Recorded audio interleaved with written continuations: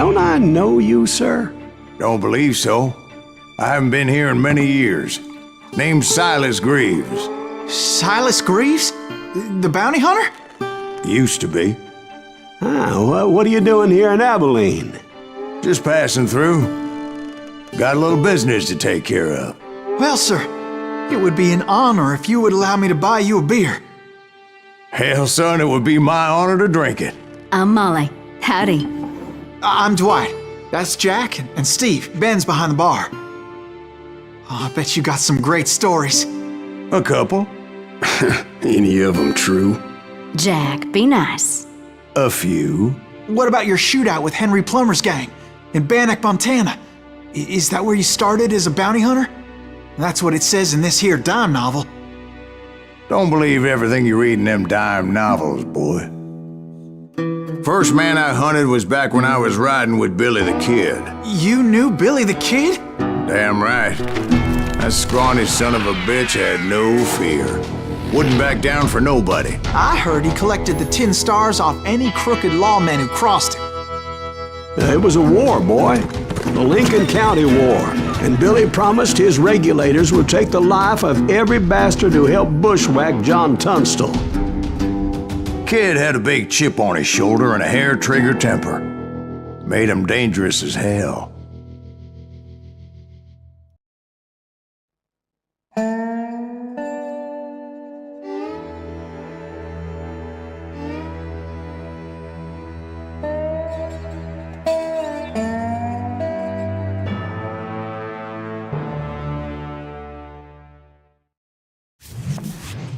It was about 30 years ago. Billy was hiding out in an abandoned farm near Stinking Springs. I threw in with the kid because the man I had sworn vengeance on was riding with Billy's enemies. But before I tell you why I want that sumbitch dead, let me tell you what happened that day. I was heading back to the hideout when suddenly I had this funny feeling. Funny, ha-ha? No, Steve. The other kind of funny.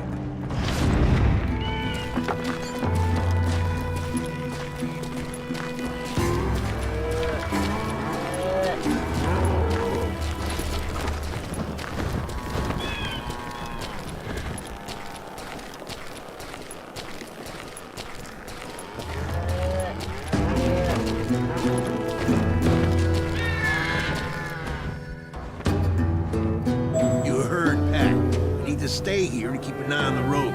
That's not fair. We're missing all the fun. I knew those two morons would never let me through. I had no choice. Who's that? Is he with us?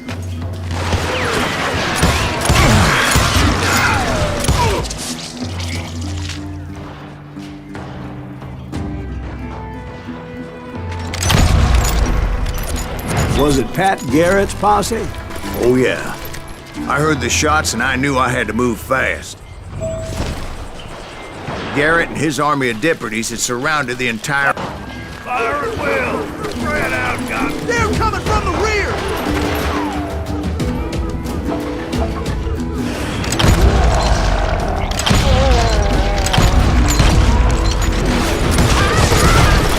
Hey, we got one behind us!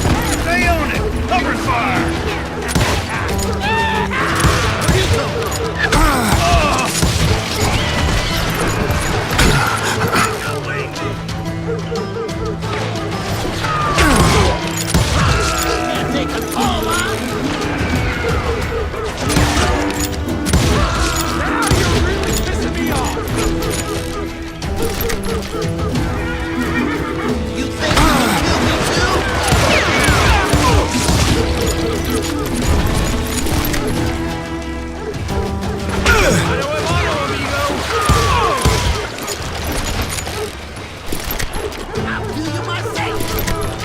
I knew that going through that front door meant putting my butt in a shooting gallery, so I decided to get sneaky.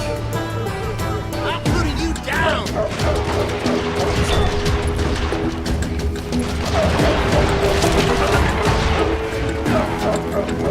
Watch out! He's one of them! Yeah, but he's right behind! Garrett's men were running bunch of chickens with their heads. Send these some bitches run!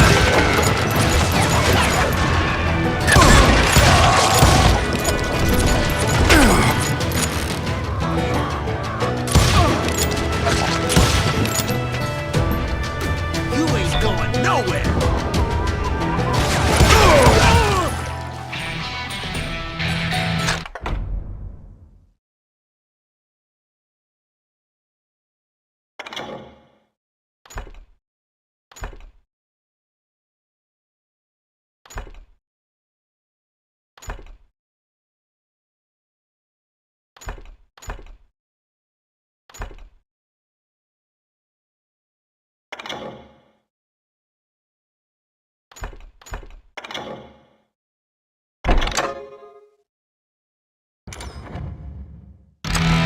Damn you!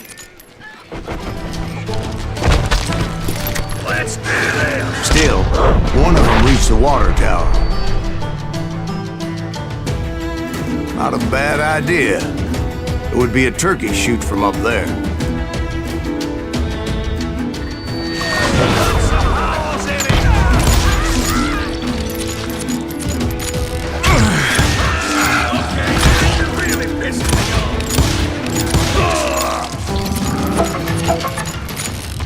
Luckily, these shooters Garrett hired weren't as sharp as tools in the shed.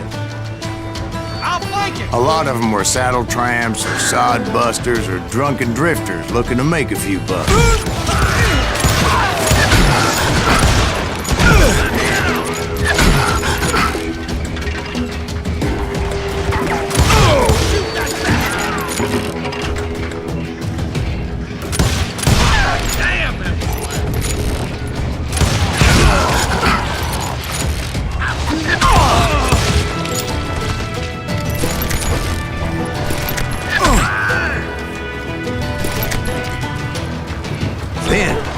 I heard a friendly voice yelling at me from the window.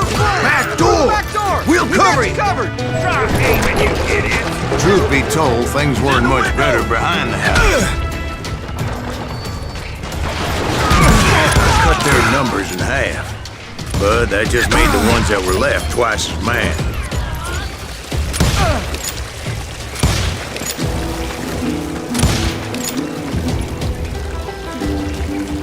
They made up for their lack of skill with a seemingly endless supply of ammo.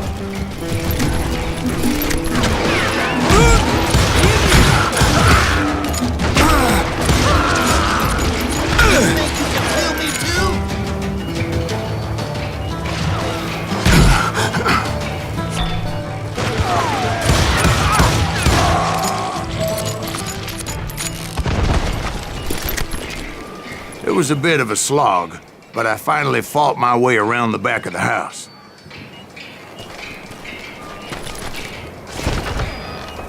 And like that, I was inside, none the worse for wear.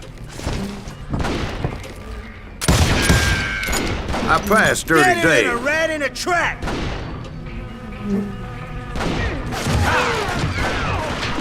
How about that? Huh? You like that?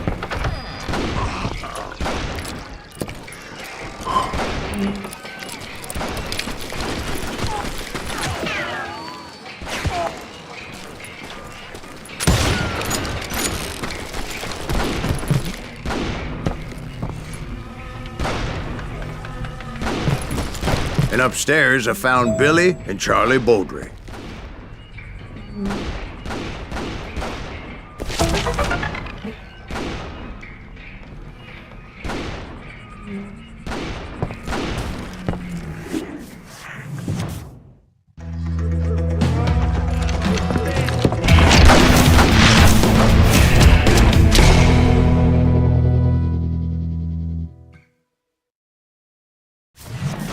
Billy looked at me and said, "About time, amigo!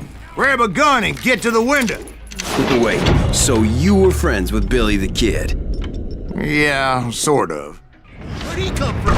Anyway, we were surrounded by dozens of deputized shooters who wanted to do us harm.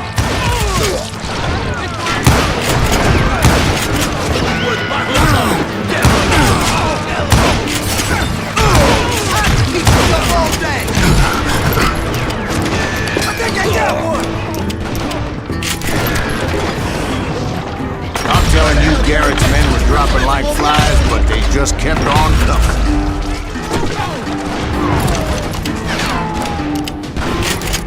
Kill him, for Christ's sake!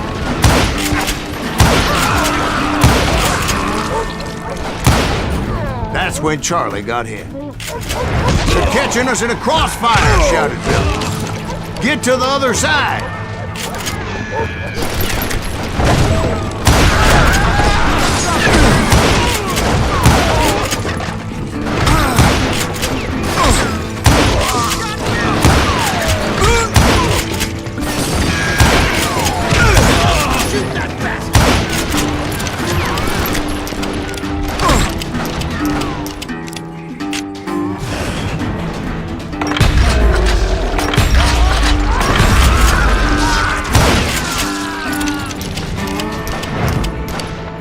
Where'd he go?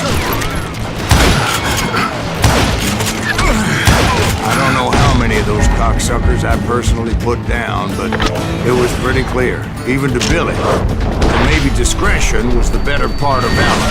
What's that mean? It means that it was time to cut and run. "They got a Gatling," Billy shouted. "Get the horses and bring them round back. I'll draw their attention." He directed that order at me, and I thought, why the hell do I have to do it?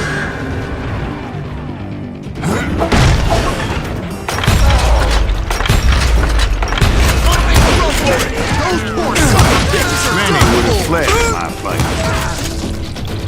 But I had that false sense of invincibility that many young men have. Like Jack. What are you saying, old man? Jack is just joshing with you. Yeah, he better be. Mr. Greaves, please continue. Please, call me Silas. Now, where was I? You were heading for the barn.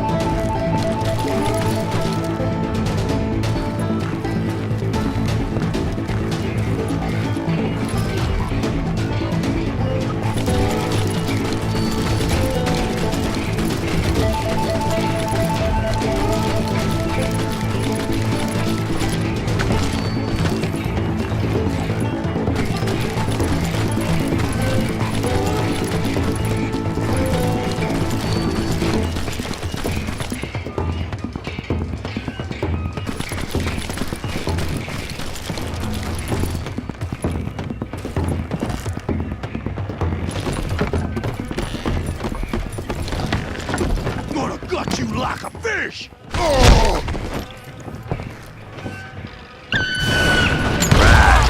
Making my way past a vessel of fallen boats.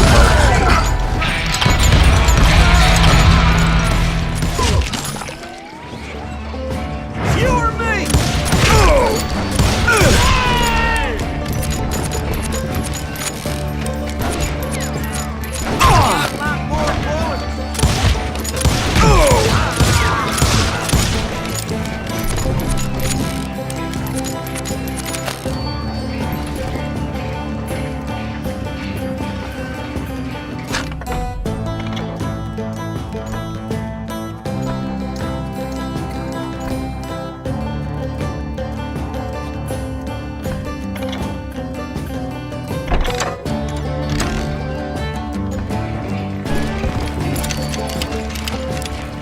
Sounds like Garrett hired a whole regiment of hired guns. Yeah, and just when I thought I was done with them, more of these hapless bastards would pop up.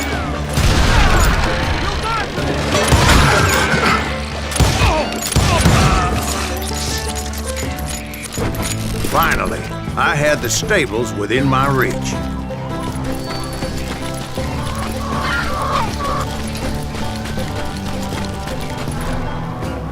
And that's when I met Sheriff Pat Garrett. I read that you went toe-to-toe with him, sir. That backstabbing bastard with that tacked-on tin star.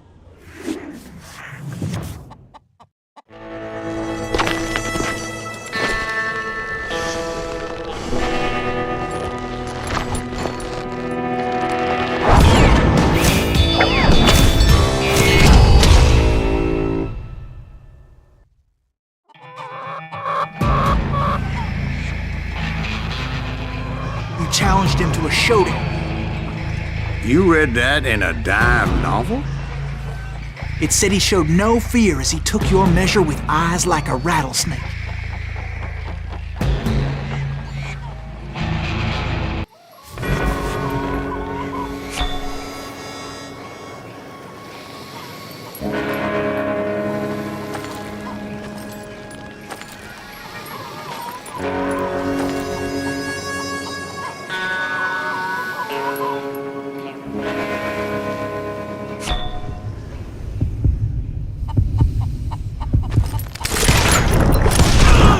And that you killed him in a fair fight. Is that what that Penny Dreadful said? No, boy. That ain't what I meant when I said I met Pat Garrett. So let me start again. I finally reached those damn stables.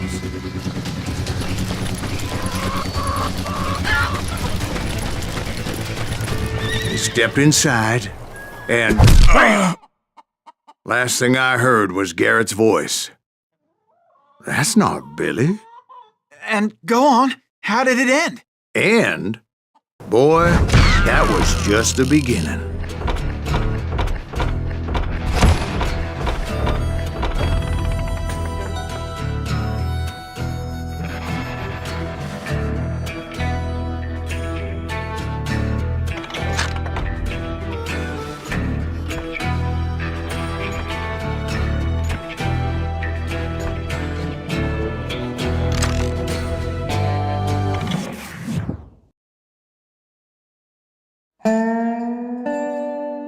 So what happened? Did Garrett arrest you?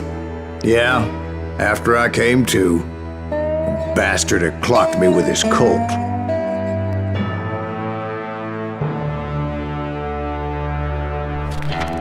And the kid surrendered? When he realized there was no getting out of there alive. So they locked you up in Lincoln? Indeed they did. Sentenced me to hang right along with the kid. It's important to know that I was only riding with Billy so I could find the bastard I was after.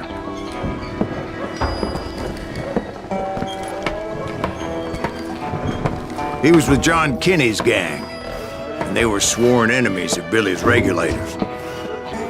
Why were you after him? I owed that son of a bitch a bullet for what he had done to me and mine. Instead, all I got for myself was a goddamn death sentence. Luckily, it was right around then that I heard Billy make his move. He shot Jim Bell and a few other guards as he made his getaway. Later, they wrote that some lady friend planted a pistol for him in the privy. What the papers didn't say is that Billy helped me escape too.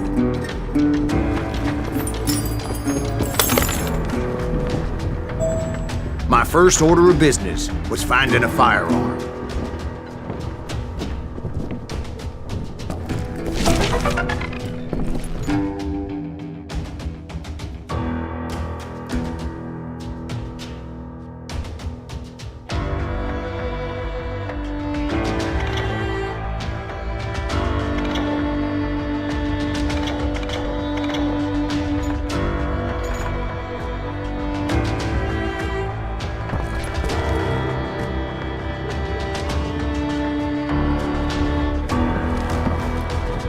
Luckily, I located Deputy Bob Ollinger's mean-ass shotgun.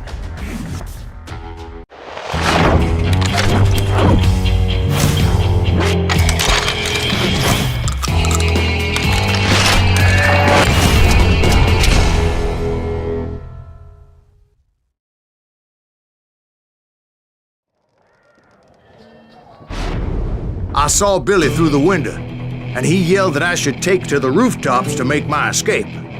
So I did. Anybody see Billy? That son of a bitch shot Jim Bell! Hell yeah. That scattergun was like a double-barreled howitzer. It could blow a man clear off his feet. You hardly had to aim the damn thing. Guards were everywhere looking for him. Can't let the kid get away!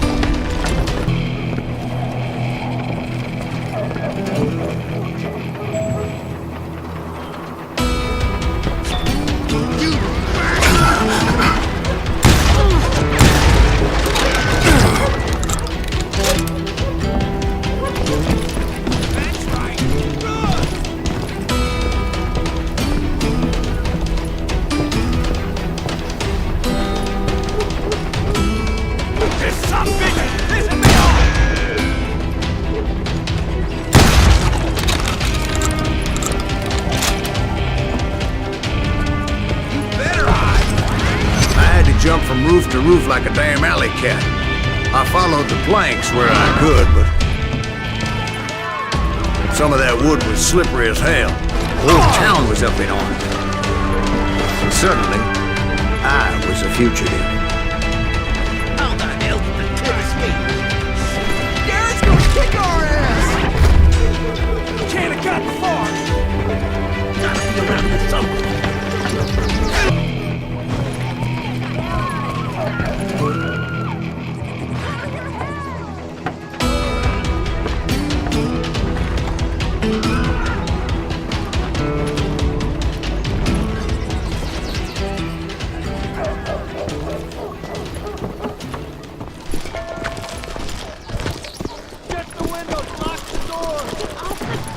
So that bastard you were after, what did he do?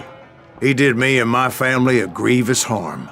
But I knew if I was ever gonna find him, I would need to get my ever-loving ass out of there. I tried to be stealthy and sneak my way past. This town doesn't have a moment's peace.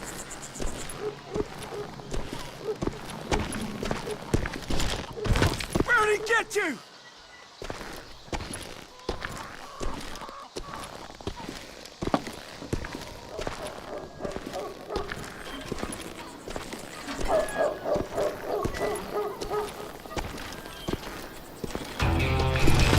You!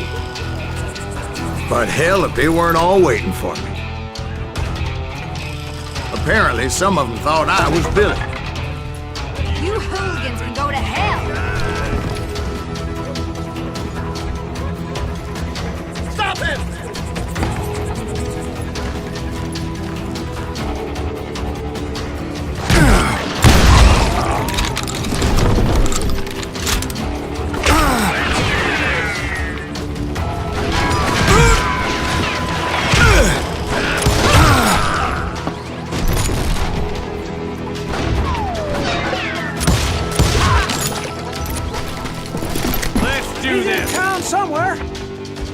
See, me and the kid shared a certain similarity in build and coloring. I was just glad I had Deputy Bob's mean-ass shotgun. They're shooting in the street! I'm getting paid enough for this!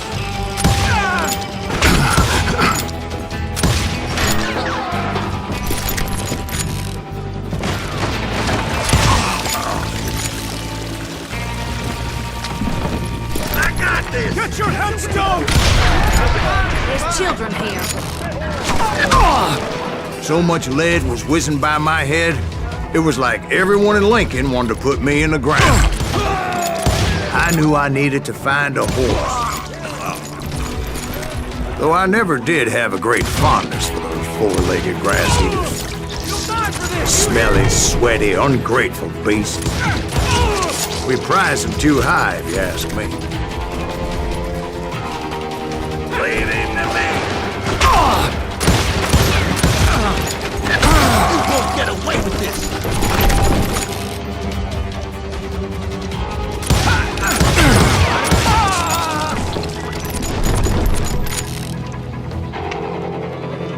Get out of here! You're threatening the lives of innocent people.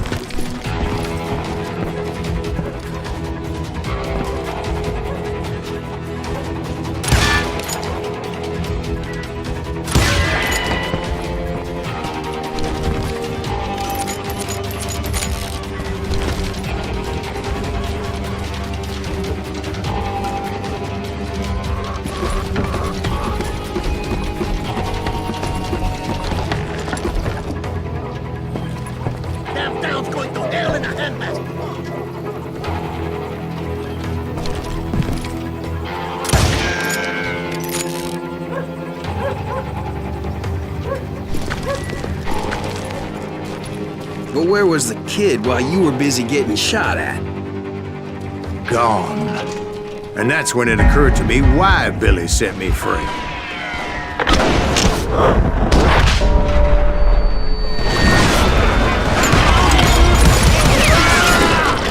So I could be a hapless decoy and draw attention while he snuck out of town.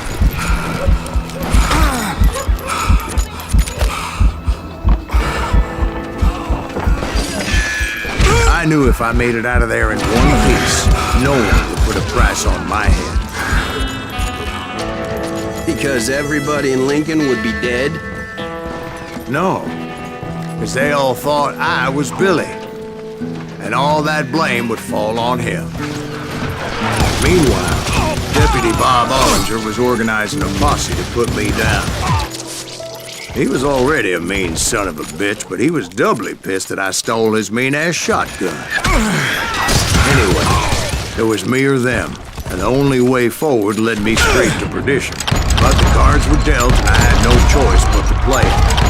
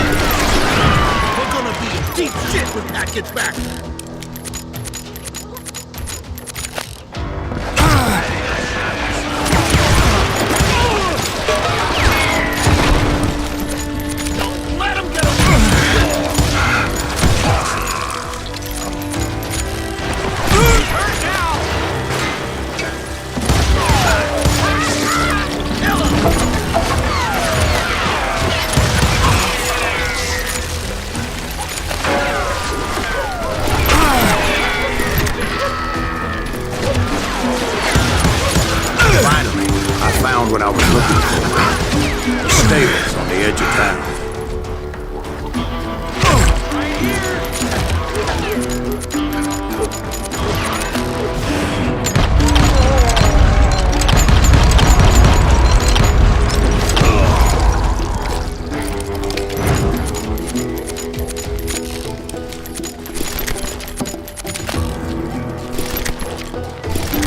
I guess Billy saved your ass, taking out Bob Ollinger the way he did. Billy didn't kill Bob. Well, sure he did. He dispatched him right after he shot Deputy Bell. No, sir. Because Bob came right up behind me, angry as hell that Billy had lit out. "Hello, Bob," I said. "I think you better let me go." And he says, "I don't think so, boy. Not with my shotgun." So we stood there in the middle of the street, eyeball to eyeball. He intended to kill me, and I knew I had no choice but to defend myself.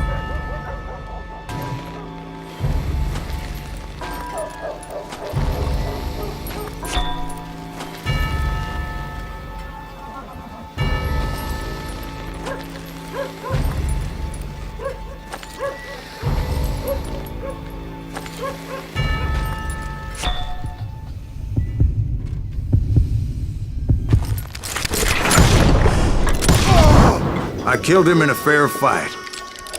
Everybody saw I had no damn choice. Well, Lincoln got a mite depopulated that day.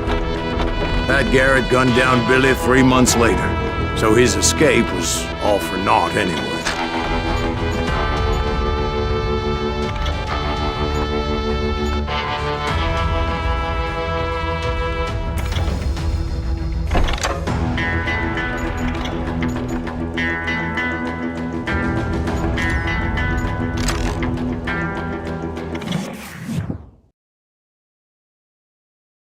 So where'd you go after Lincoln?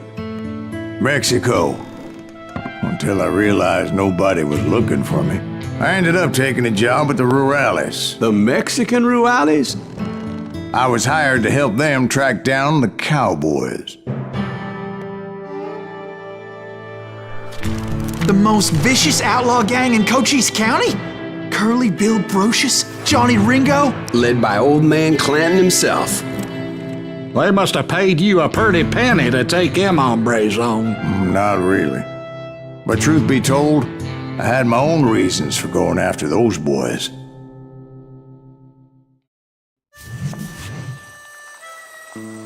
So was the bastard you were after now riding with the cowboys? Roscoe Bob Bryant was his name. Oh. But no, this time it was a different bastard I was after. The aforementioned Mr. Ringo. I came upon them robbing a stagecoach, which wasn't surprising, being they were such murderous thieves and bastards. The bandits wore red scarves, so I knew they worked for the old man. Over there! There! You ain't done with it, homie! I did my best to help those poor passengers. God damn you! You can't hide forever!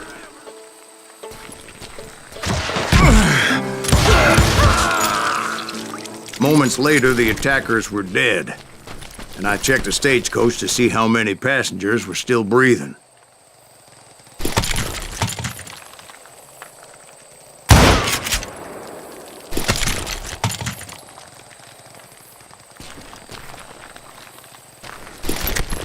None. It was then I wondered if the rocks weren't hiding more bandits. Was that all of them? Or did I just hit the rear guard? I quickly got my answer. They attacked from on high like Apaches often do.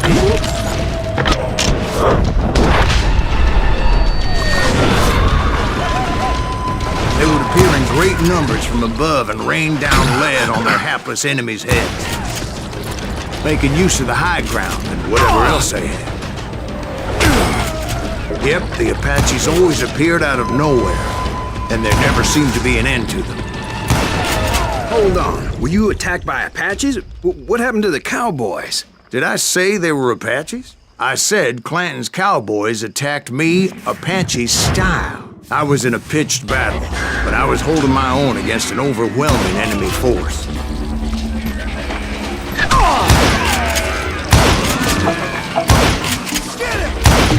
See, at the time, I was still pretty green and would often blunder into regrettable situations.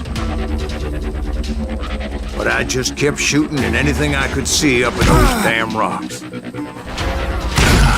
I didn't see Ringo, but I knew he was with the cowboys. He and Roscoe Bob had done me a dreadful wrong, and I was determined to have my revenge. But to get to Ringo, I knew I'd have to fight my way past these other assholes first. Unfortunately, I was running out of ammo. Another perfect example of my relative inexperience as a hunter of men. I immediately knew that a tactical retreat was called for, as my vengeful fury was much less impressive without the bullets to back it up.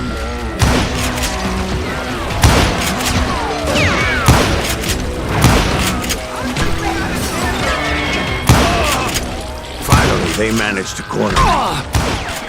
Trapped as I was, the odds of my survival seemed pretty slim. Luckily, serendipity was on my side as I suddenly spotted a way out of my predicament.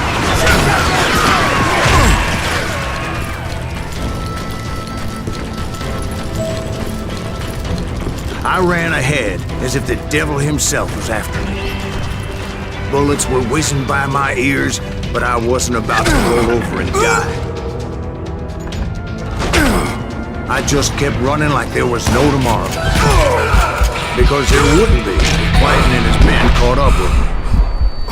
As I was scurrying around those caves, I thought, what was that? Going up against a gang like this?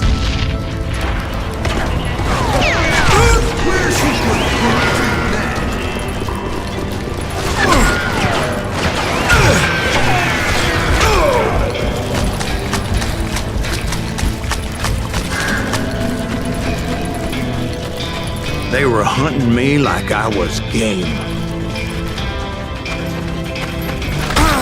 I just kept running, not knowing where the hell I was going. Nowhere to run!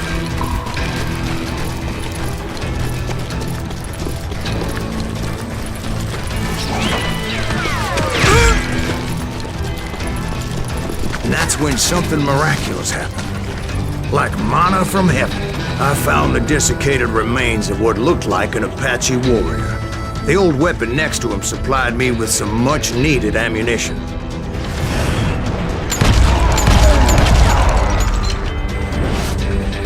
Bat Masterson once told me it was more important to be lucky than good, and he would know.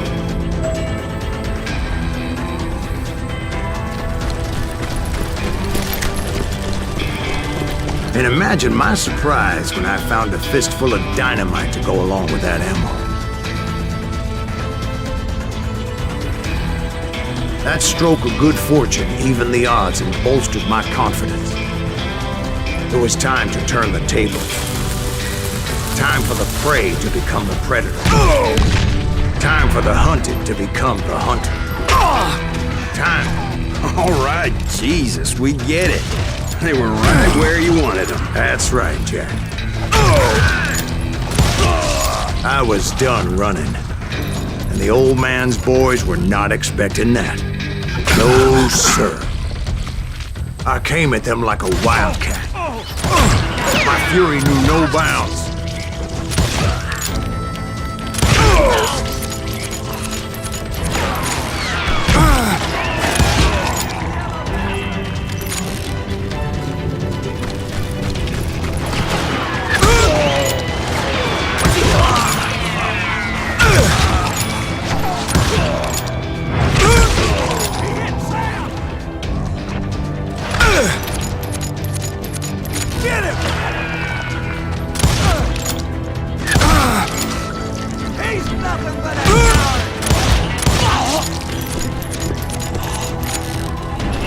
It was finally time for that old man to pay for his sins.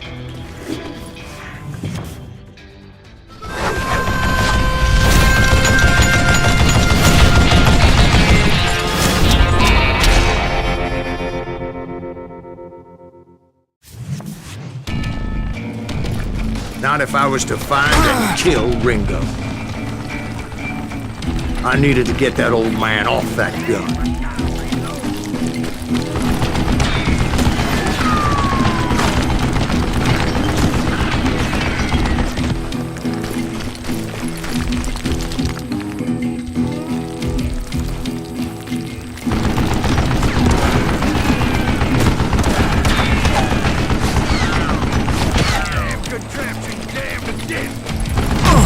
Let me tell you, that was the longest uphill climb of my entire damn life.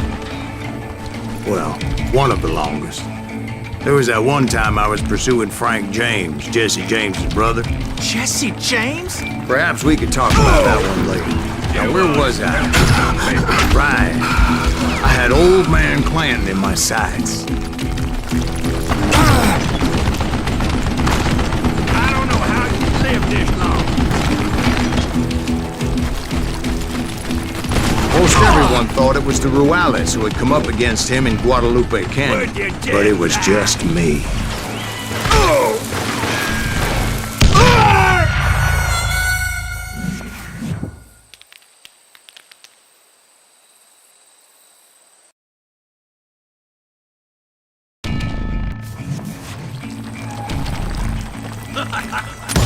Stab him at dirt neck! Wait, goddamn bucket!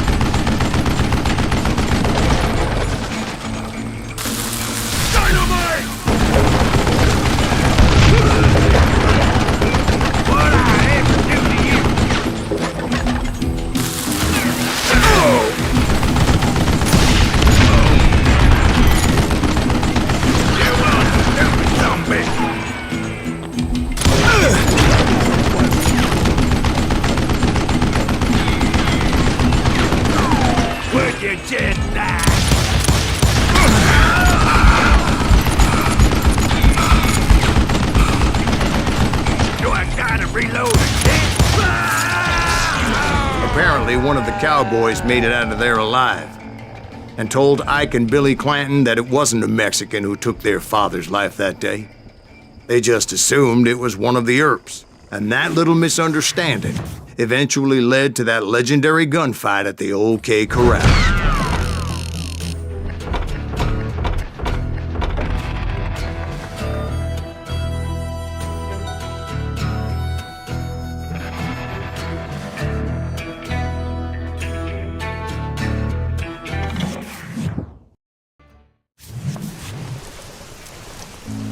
A few weeks after that dust-up at the OK Corral, I was still after Johnny Ringo. I had tracked him and the cowboys to their hideout at a sawmill, and they were loaded for bear. So, what exactly did Johnny Ringo do to piss you off? Well, him and that other bastard. Roscoe Bob Bryant? Yep. They both deserve to die, and I promise I'll tell you why. But first I need to tell you about the cowboys' new boss, Curly Bill Brocious. Earp's coming! Get ready, boys.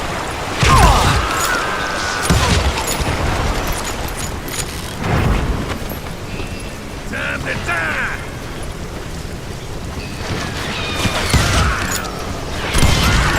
Curly Bill took charge of the cowboys upon the old man's demise.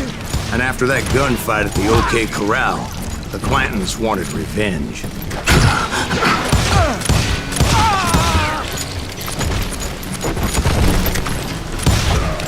Kill that son of a bitch!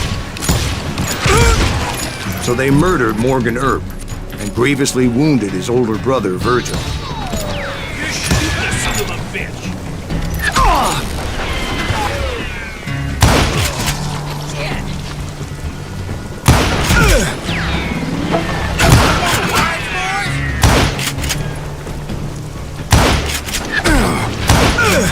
Wyatt and Doc went on what became known as the Vendetta Ride, hunting those outlaws down.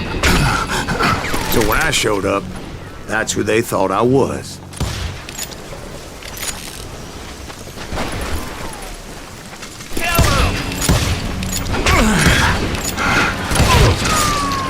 Come out from behind there! Get him from the side!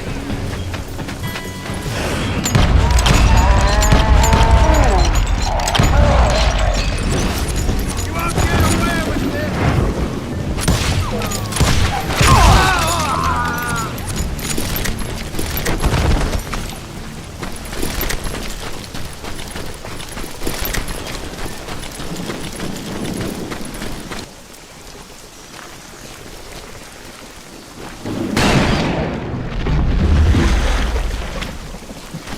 There were killers around every corner, all wearing red bandanas. That's how the cowboys identified each other, and I was beginning to wish I had one myself. But I wasn't about to let Ringo walk away unscathed, and that's what pulled me forward.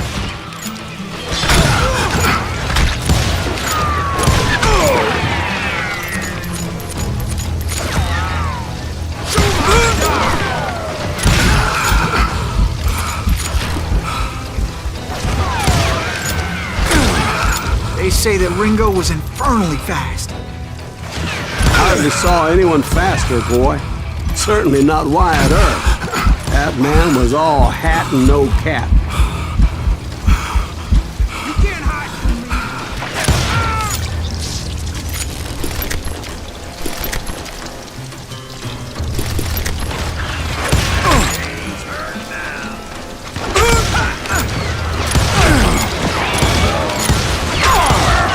Earp wasn't much of a match for him, but Doc Holliday might have taken it. That lunger should have kept his nose out of it. They never charged anyone for the murder of Morgan Earp.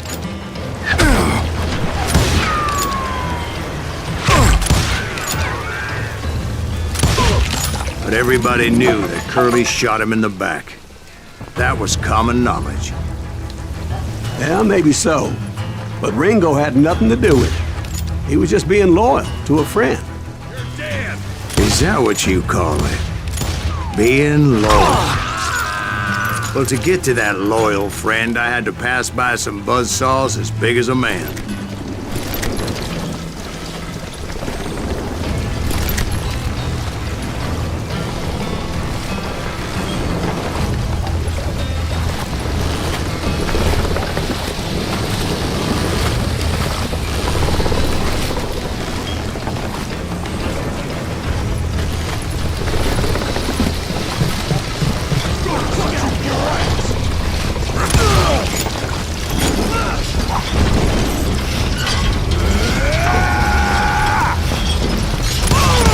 Excuse me, sir. I have a question. What's that, Dwight? After old man Clanton died, why didn't his son take over the Cowboys? Because Ike Clanton was dumber than a box of rocks and a yellow belly to boot.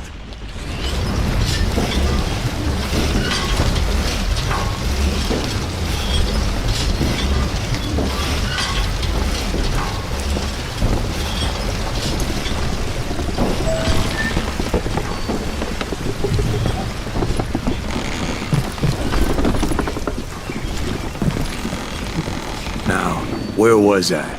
Taking down the entire cowboy gang single-handed. Indeed I was, Jack.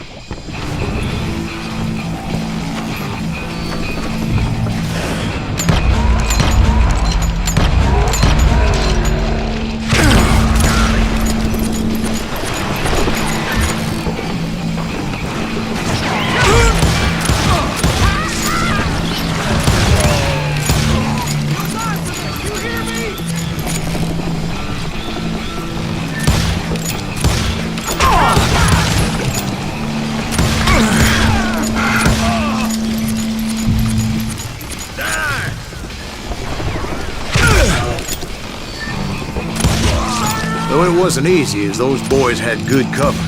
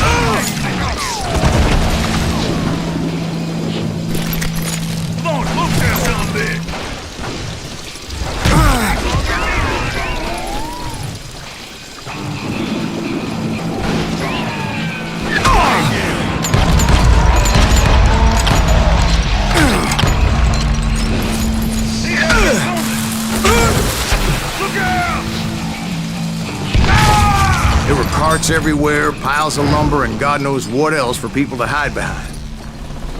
That really was one hell of a sawmill. Quite an impressive operation.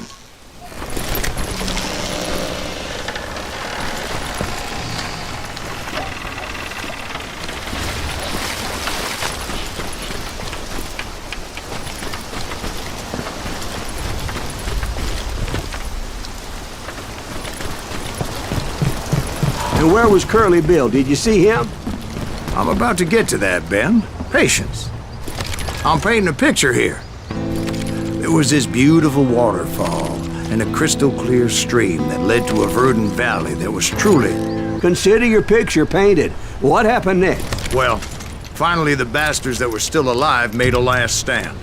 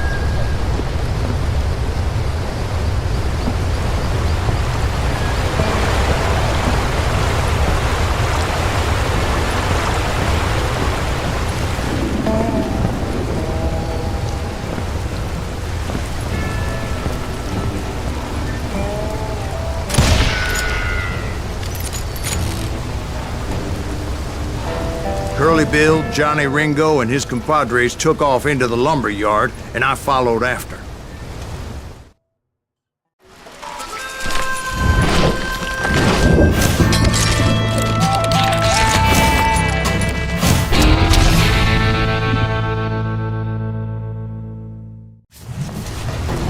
Are you saying they ran? Cowardice was not in Ringo nor Curly Bill's nature. No, sir. I never said they were running scared. They just wanted me out in the open. Time to dance with the devil! You working for Wyatt Earp? Did that sumbitch Earp send you to kill me?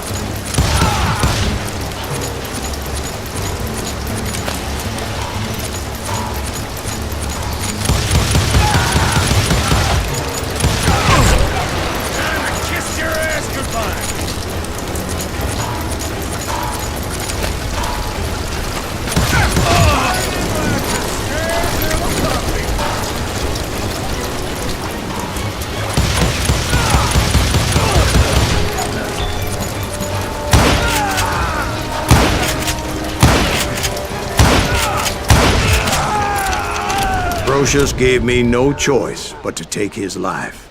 But Ringo was nowhere to be found.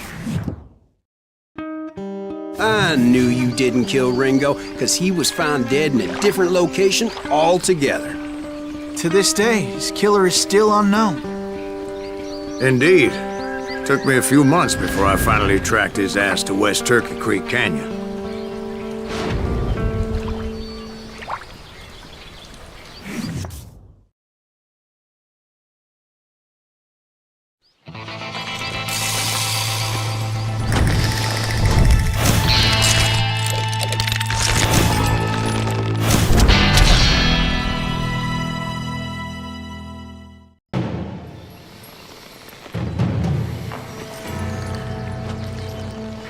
That's incredible, sir. I always thought that Doc Holliday was the one that killed him.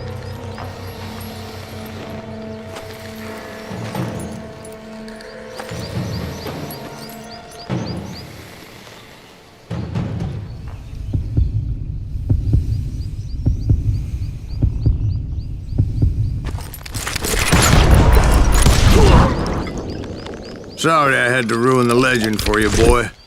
But the legend ain't always true.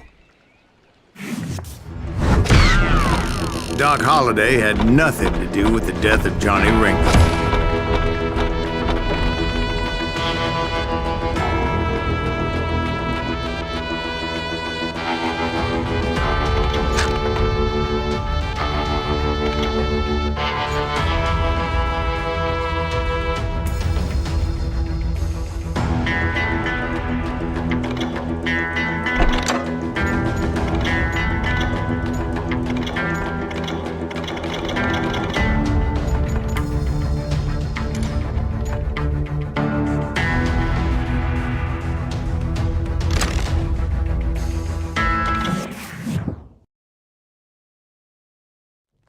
I was paid a healthy bounty for Ringo and Curly Bill, and realized there was real money to be made.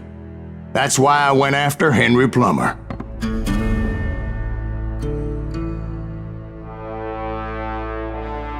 Now, wasn't he the sheriff who augmented his income by shaking down miners and robbing gold shipments? That's the one. Oh, yeah, I remember him. He ran that gang of thieving outlaws called the Innocents. So it's true that you went toe-to-toe with him?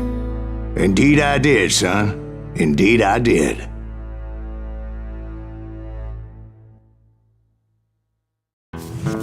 I knew I needed resources if I was going to track down Roscoe Bob Bryant, and hunting Plummer looked like a good way to get rich quick. As the local vigilantes exposed him as the leader of the bandits, and put a generous price on his head. Plummer rallied his gang to plunder one last gold mine before making their escape, and that's where I thought I'd find him. It makes me nervous standing so close to all these goddamn barrels of gunpowder. Why would you be nervous? No one has the cojones to come after us. As long as you don't light up a cigar, we're fine. Yeah, besides, George is up there on the rocks with that rifle of his. Nothing gets past him. My late father pointed out to me more than once. God made men, but Samuel Colt made them equal.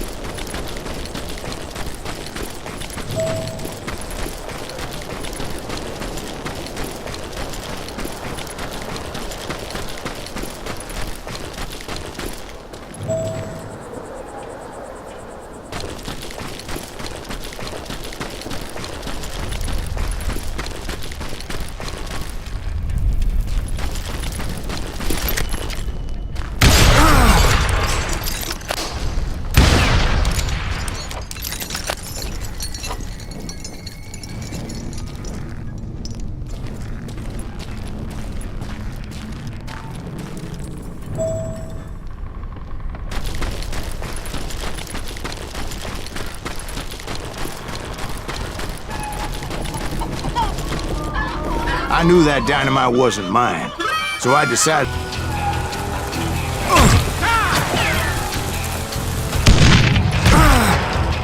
Put that boy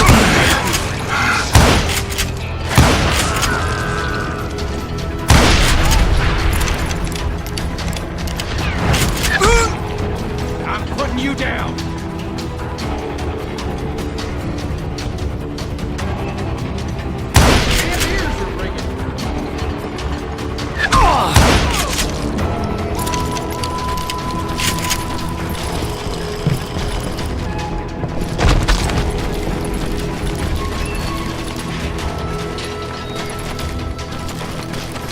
Once that ass... Stealing and thieving and murdering their neighbors.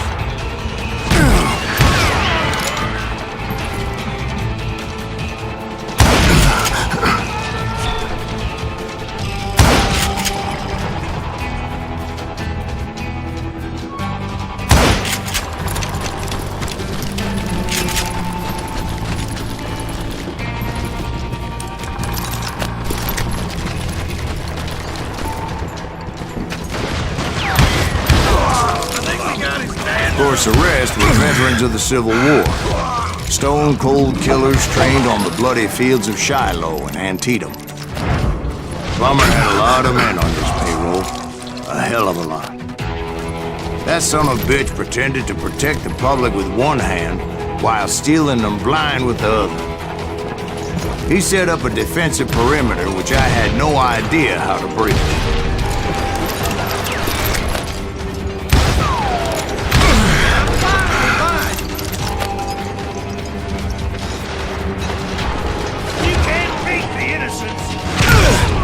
Dangerous, desperate individuals. I was outnumbered and in way over my head, but I was too damn stubborn and stupid to realize it. They must have thought I was touched, or had some kind of death wish, seeing as there were barrels of gunpowder everywhere. Watch out for the goddamn gunpowder! One stray bullet, one stray spark, and I'd be blown to hell and gone. Did I have any second thoughts about what I was doing? No. I thought I was some kind of hero. I finally made it past and headed on to meet my destiny.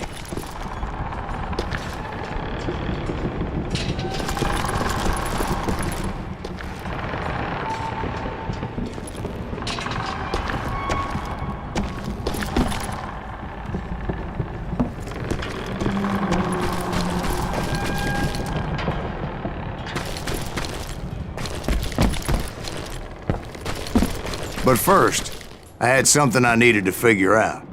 I had a few ideas on how to get into that mine, but once I made my decision, I knew there was no turning back. So my first thought was to enter the nearest mine portal. I saw an entrance. Made sense. It was the quickest way in, but that also made it more dangerous, as there would undoubtedly be enemy pickets posted along the way.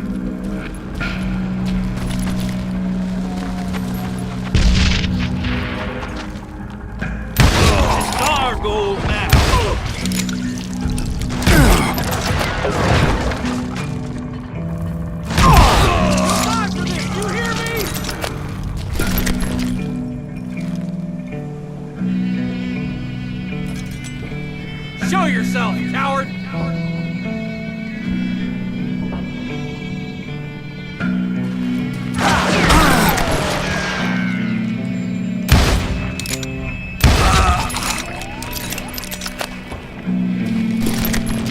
Besides, once you enter a mine like that, it's easy to get all turned around.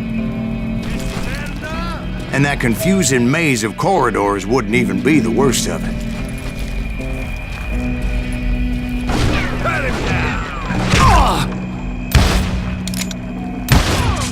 Some of those shafts could be as deep as hell. Show yourself!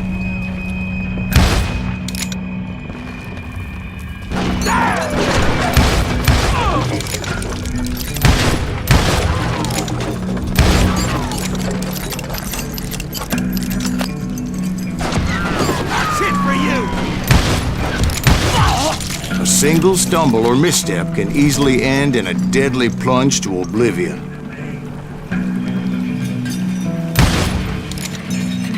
You must be about out of bullets!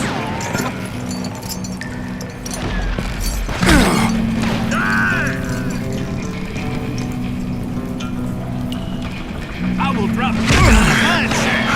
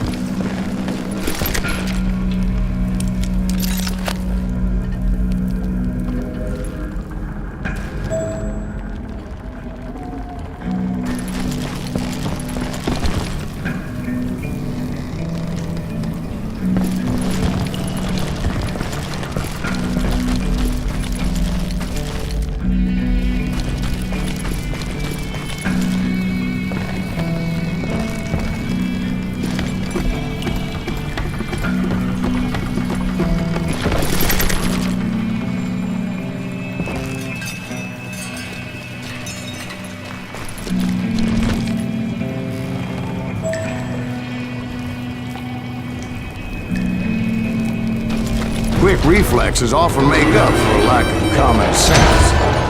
Luckily, I was never one to be easily bushwhacked. I would just need to be careful not to blow myself to kingdom come.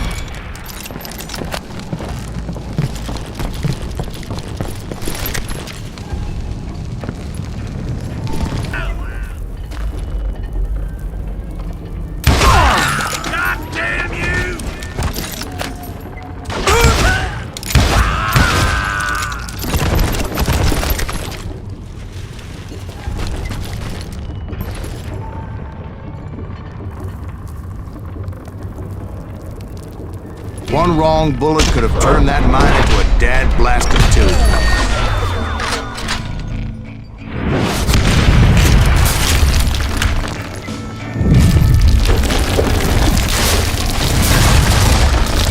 I freely admit that my plan of attack was not just moronic, but clearly insane.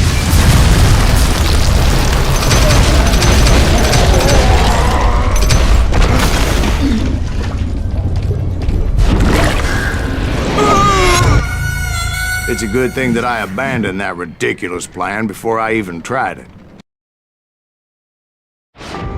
Instead, I spotted a ladder, a way into the mine from the opposite side.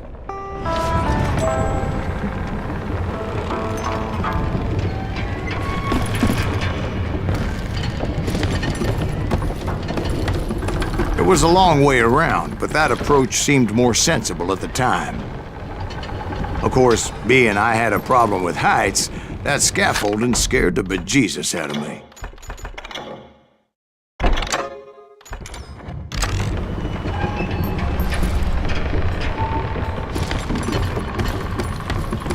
Climbing down that ladder required some caution, because even though I had a younger man's reflexes, no man can dodge a damn bullet while climbing down a rickety ladder.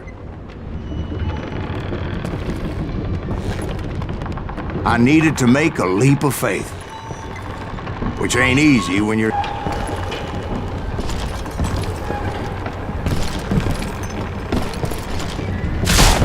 I was determined not to give up, however.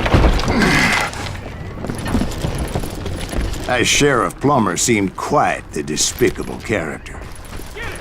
When the vigilantes discovered what the sheriff was up to, people were outraged. That 10,000 they put on his head would go a long way to helping me find old Bob. And I had made it my mission to settle that score come hell or high water.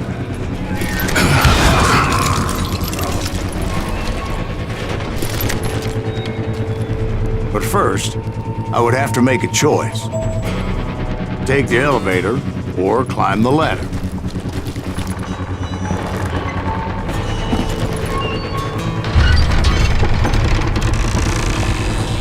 I picked the more convenient and more dangerous route.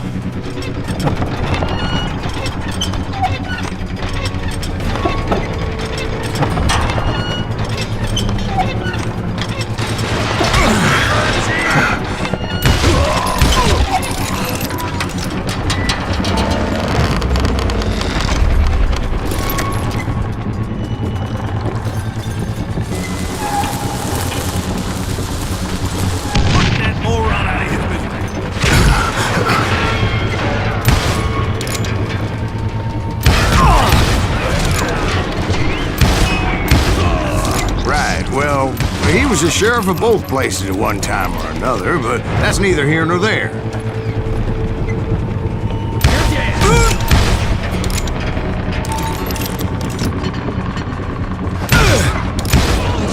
The point was, taking him down would save a lot of lives, including my own.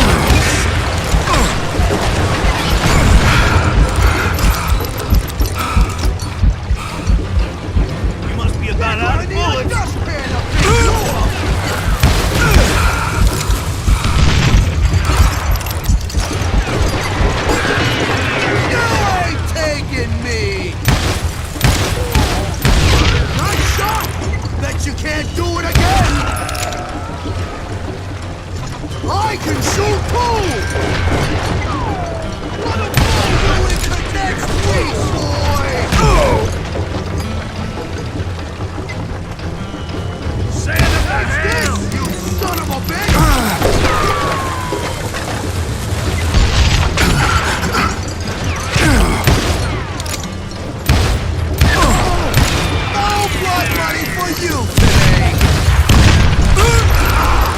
He's pissing me off! See what it gets!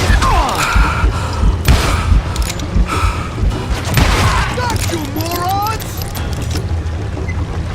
This one'll bury you in a million pieces! This is our goal now. He's killed a lot of good men!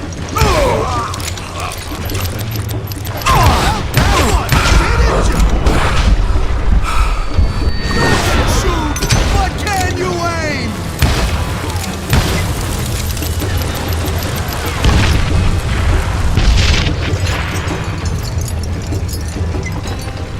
I'm going all medieval on your ass!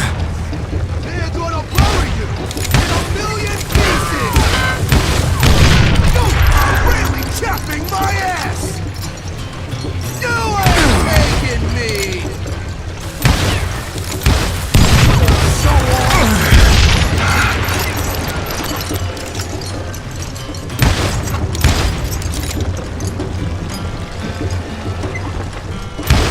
No blood money for you today! Why don't you just join the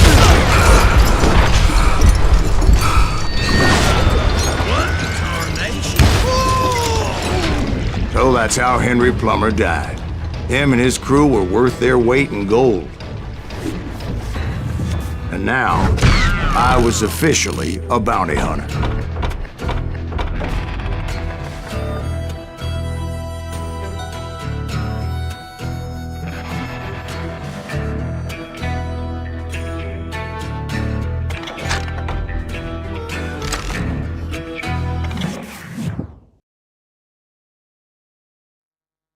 So, did you finally go after that Bob feller? Well, I heard word he was in Kansas with John Wesley Hardin. So that's where I went. Where in Kansas? Abilene. Why do you ask, Ben? No reason. Was Hardin as fast as Ringo? Ringo was fast, but John Wesley was as fast as the devil himself.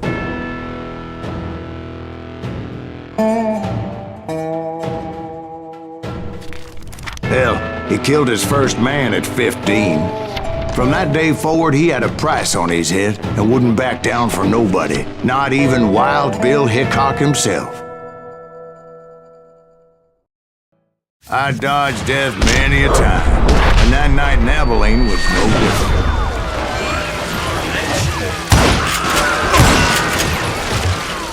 I was there with the intention of finding that bastard Bob and collecting the bounty on John Wesley.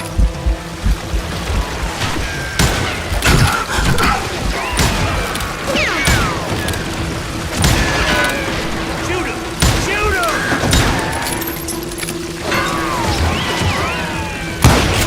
Let him get away now! God damn it!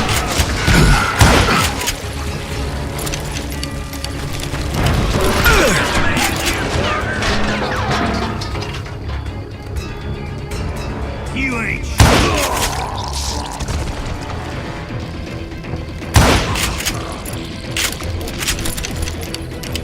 I thought the Texas Rangers got Hardin. Yeah, that's what they want you to believe. It was cold and a witch's tit and a brass bra that night as I fought my way past his loyal compadres to the very same saloon we're sitting in today. Look around and imagine this place painted in blood. Hardin was waiting for me, and...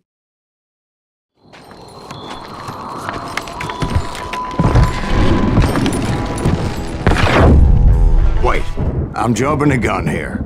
Let me back up and give you some background on this sumbitch. He deserves that much. Don't you think so, Ben? John Wesley Hardin was a killer. By the end, he confessed to taking the lives of 42 men.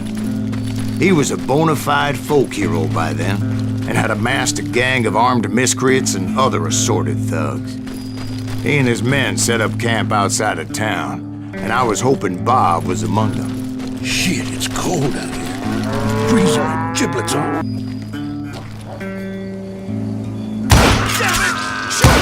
of a bitch! They didn't ask why I was there. They knew. As most of them were wanted and well. I figured Hardin was here somewhere, but to get to him, I'd have to get past his gun hands.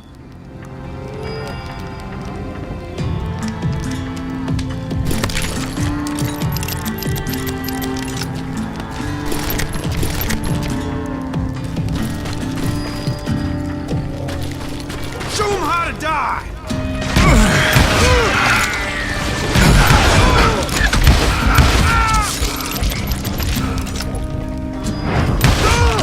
Come on, kill him! Tell Hardin someone's coming for him! Stop that bitch! Let the boys know we got another law dog. I'm gonna shoot you dead.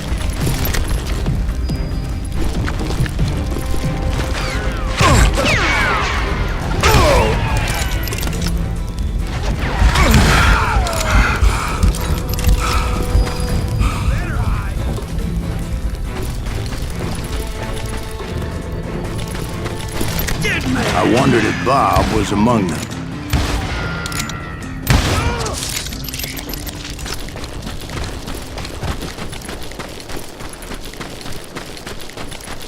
And I steeled myself for the fight ahead. For as good as I was, deep down I wondered.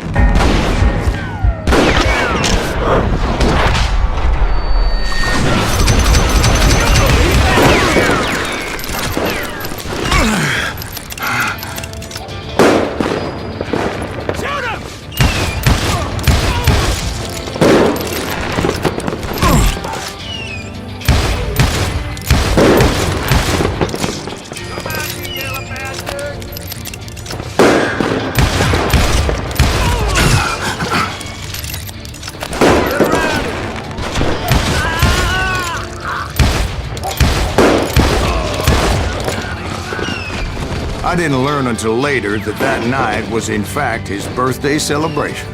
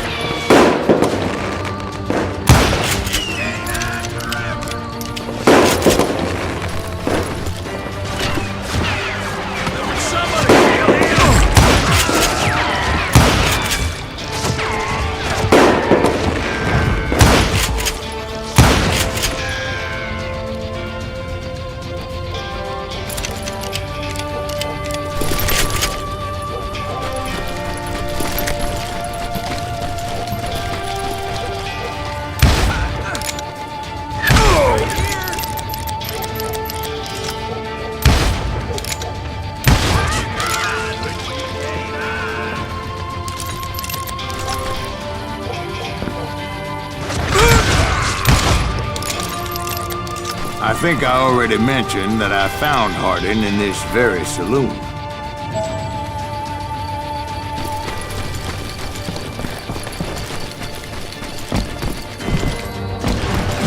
Suffice it to say, nobody there was happy to see me. Watch where you're shooting.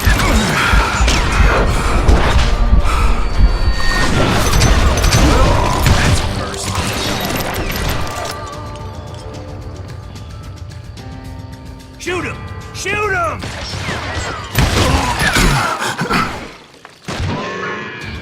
I shot, son of a bitch!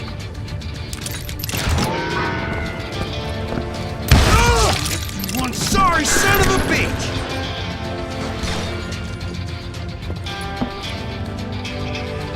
That's right! Run!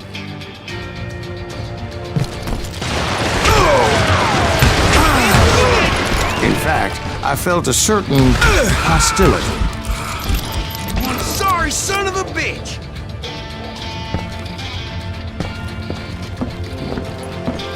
Gotcha!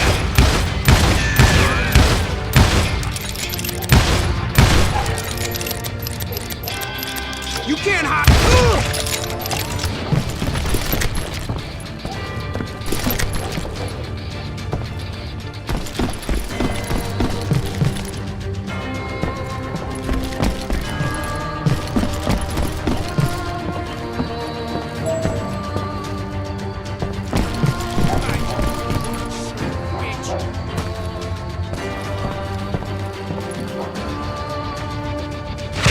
Just getting started.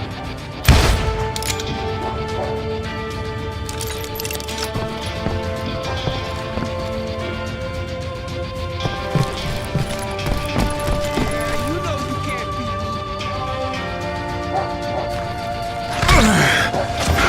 I can kill you with either hand.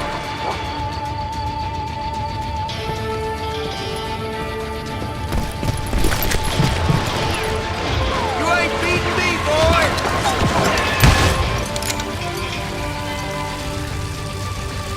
That's right. Run!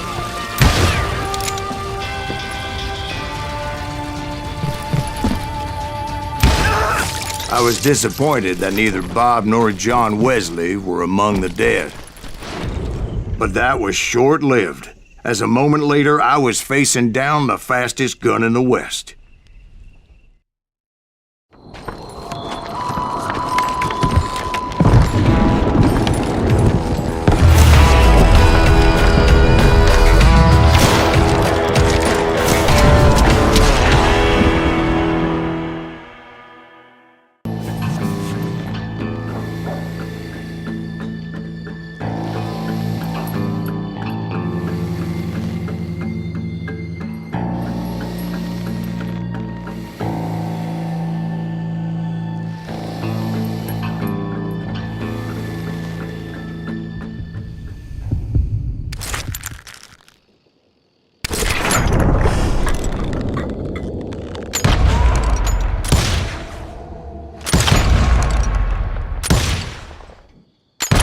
That man was faster than greased lightning. But being inebriated as he was, he didn't count his shots. And now, he was at my mercy. So he didn't die? No, I sent him to prison. Years later, after he was free, some restless Avenger took his life. Shot him in the back at a saloon just like this one. Anybody up for another beer? Ben?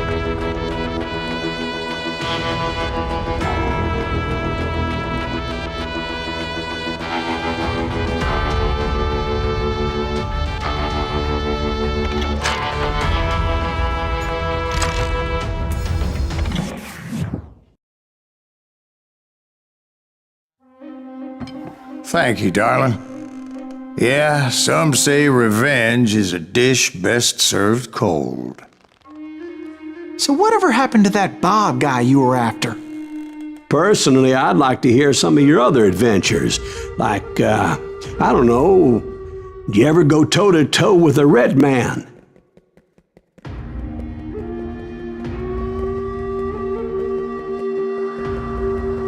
Yes, I did, Ben. I remember once I was after this renegade Apache, Grey Wolf. Strangely enough, revenge was also his primary motivation.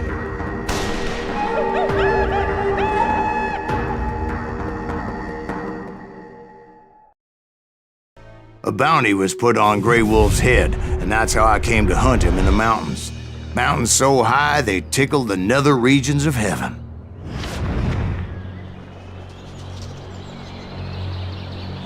Grey Wolf was a Chiricahua Apache medicine man who had led a war party in revenge for a massacre against his people.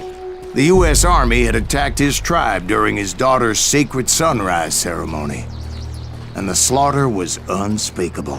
I understood his anger, as there's nothing more traumatic than seeing those you love die in a cruel and painful death.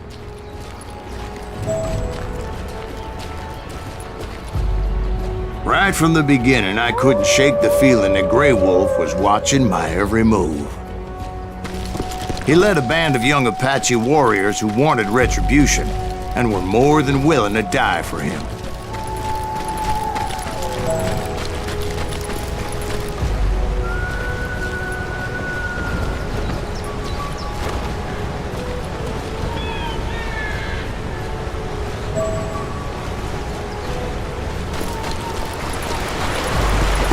They saw me before I saw them.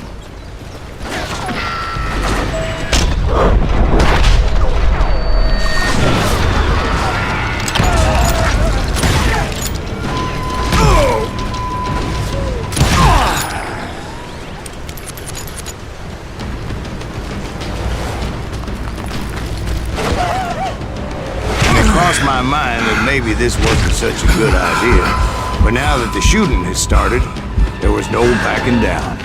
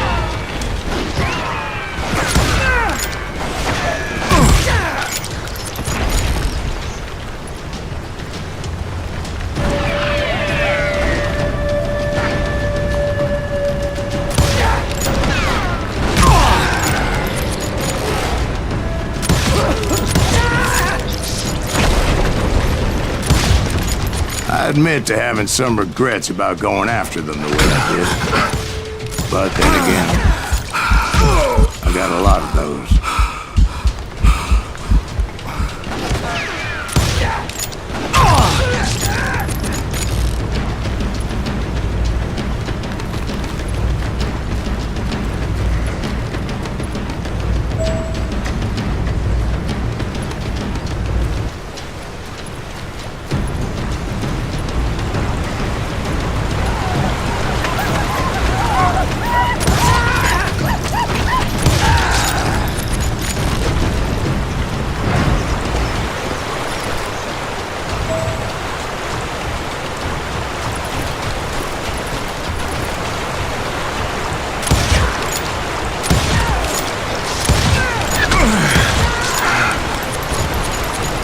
find Grey Wolf? Not at that moment, but I did find the entrance to their hideout.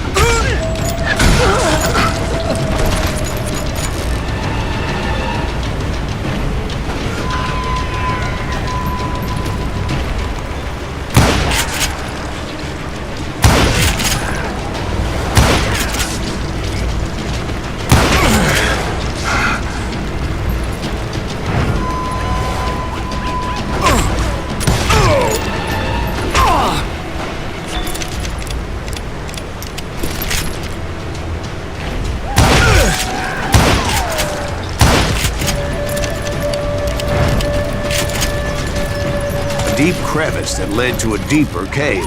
Don't tell me you went in there. Yeah, but it's not out of bravery so much as pure, angry cussedness.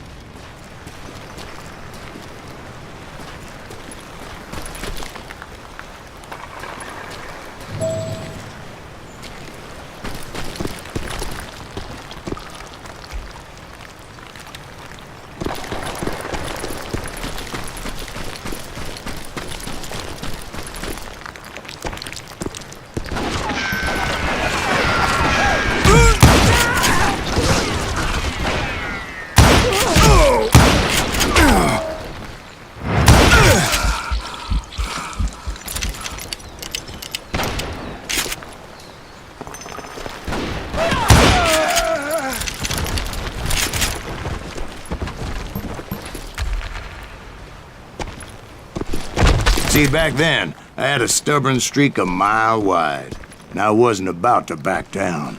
So it was like pitch black in there? Actually, it was pretty well lit, as they had torches on the walls.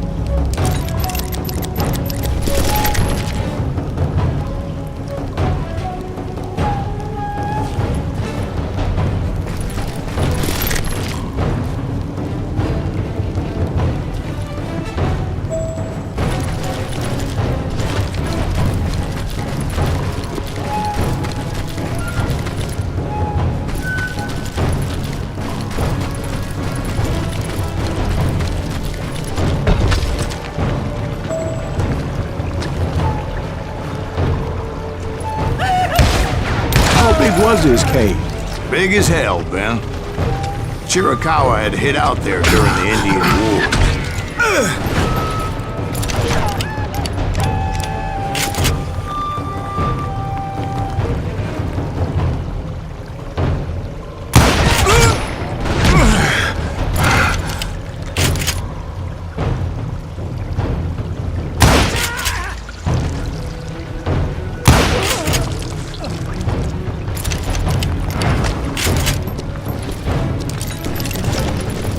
They thought it was haunted with the ghosts of those murdered by the horse soldiers. The cave was haunted with dead Indian ghosts?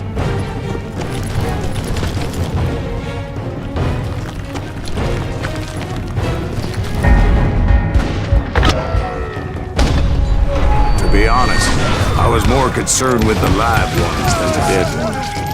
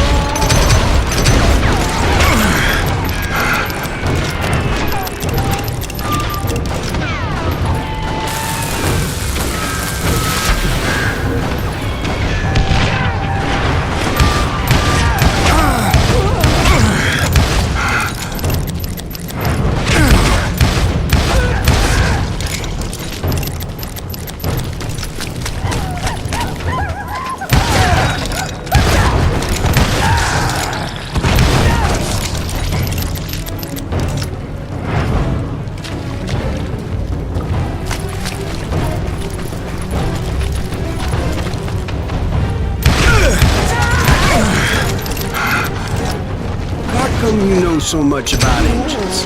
A few years back, I was married to 2 Mescalero women. At the same time? Yeah, they were sisters. Polygyny is traditional among the Mescalero. So what happened? Oh, I had to get out of there. Those girls never shut up. Both of them nagging at me all the time. Drove me half crazy. Haven't seen them since. No, I mean, what happened with Grey Wolf? Oh, well, I pursued him into the Cave of Death.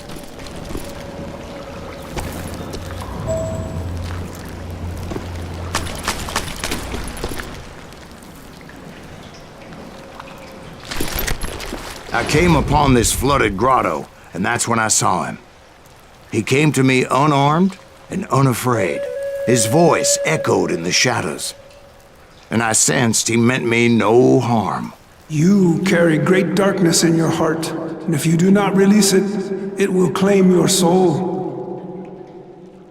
The sound of his voice put some kind of ancient Indian spell on me. As his story unfolded in my mind, You will come to this place again and kill many more men, and the darkness will grow until it consumes everything that you are. The soul would have no rainbow if the eye had no tears.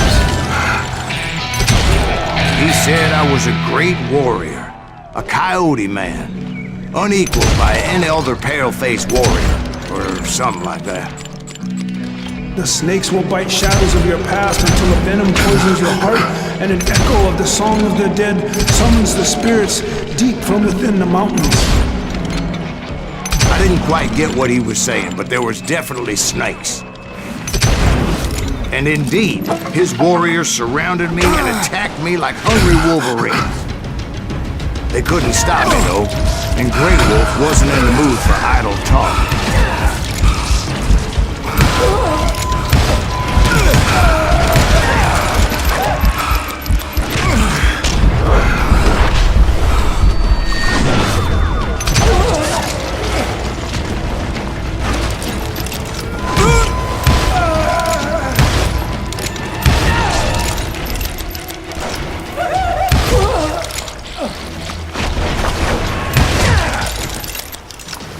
I swear I couldn't see any way out of this trap.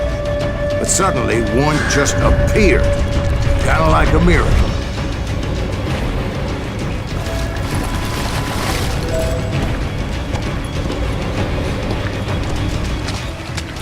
I felt like I would be lost in that damn cave forever. Finally, I found myself back outside, perched on the edge of a precipice, overlooking a thundering whitewater river. To get where I was going required several leaps of faith, but no way in hell I was turning back.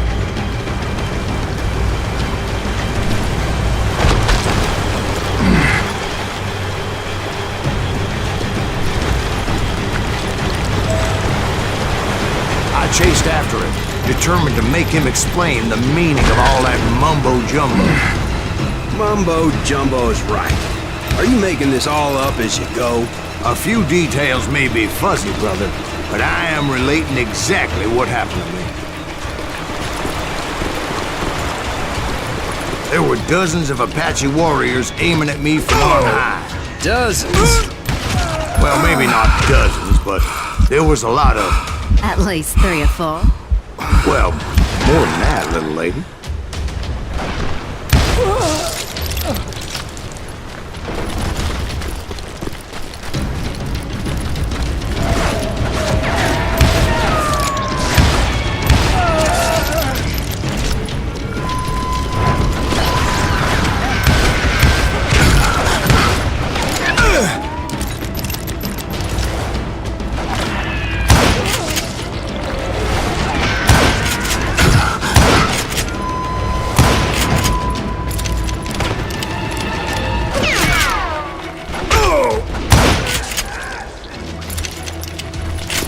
A steep climb up creek ahead of me and scrambled up those rocks like a mountain goat.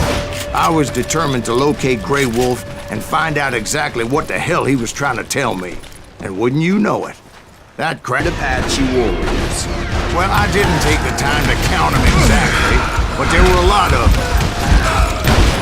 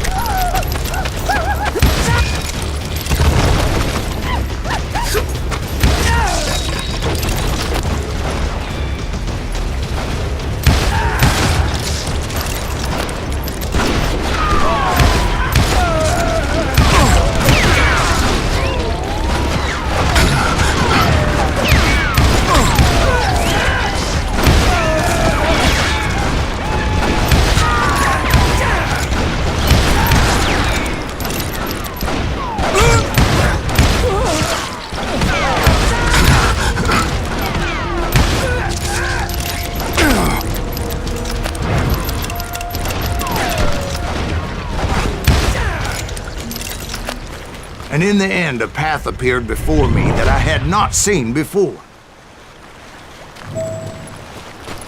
I followed it as I desperately needed to find out what Grey Wolf was trying to tell me. But it was like that son of a bitch disappeared into thin air.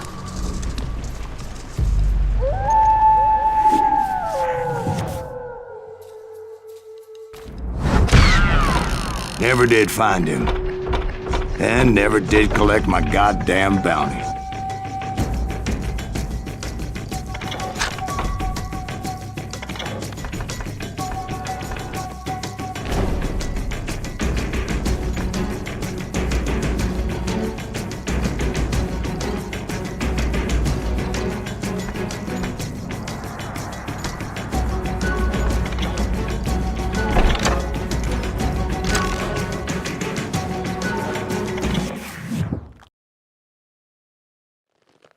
Thank you, darling. It's interesting how the truth can sometimes seem, might malleable, depending upon your point of view. Like how those dime novels make you out to be something you're not? Jack, don't be starting trouble. No, he's right. They do tend to exaggerate. Did they exaggerate your part in taking down the Daltons? Well, I was there in the flesh, boy, so I saw what happened firsthand.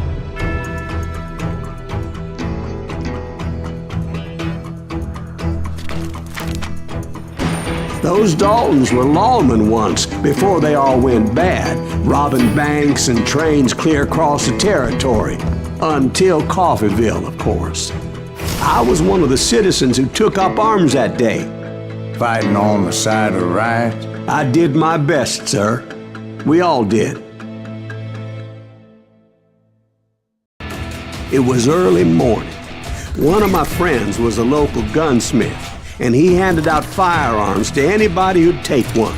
You see, the Daltons got it in their heads to rob 2 banks at the same time. 2 banks on the same damn street. The story was Bob Dalton's girl was always writing him about how he had no ambition. Oh, you're nobody next to Jesse James, she'd say. Finally, the bastard took his brothers to Coffeeville just to shut her up. Right. It's always the woman's fault.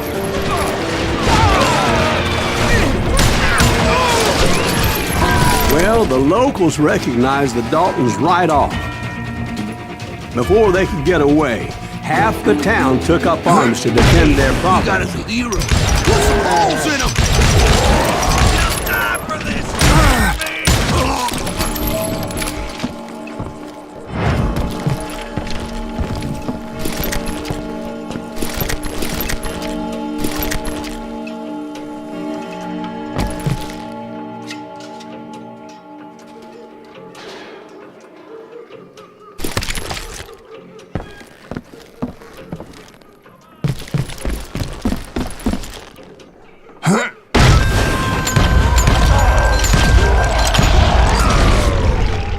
brothers paid dearly for their stupidity. But everybody knows they had it coming. There's more to it than that. I read all about that day, so I know for a fact that it went down very differently. First of all, it was high noon. A posse of U.S. deputy marshals were on the rooftop across the street. Get ready, boys. They're gonna make a move. The lawmen had been tracking the Daltons for months. Now they finally had them dead to rights. Among them was a bounty hunter feared by many a lawbreaker. The marshals tried to get the Daltons to surrender. They'll give up eventually. We just gotta wait the son of bitches out. This bounty hunter knew that the brothers were far too proud to ever lay down their guns.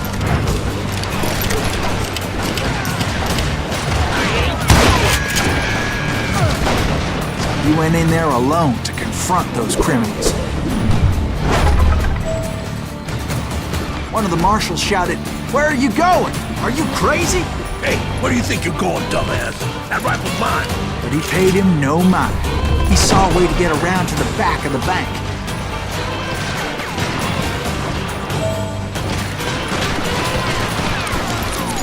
Then he figured out how to hit the Daltons from a direction they weren't expecting.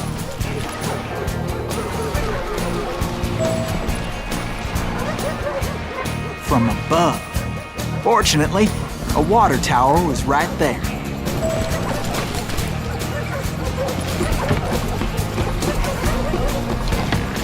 A moment later, he was climbing up a steep ladder, laughing at danger as he did.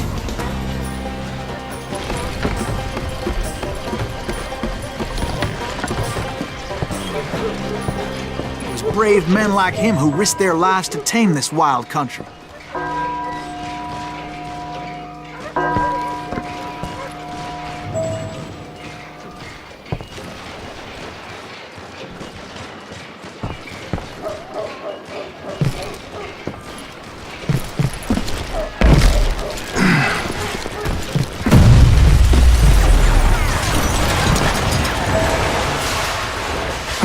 We've got company. Heroic men like him, who did what other men couldn't or wouldn't to make this country free. Like Jim Bowie and Davy Crockett, who died defending the Alamo. Is that Silas Greaves? Son of a bitch!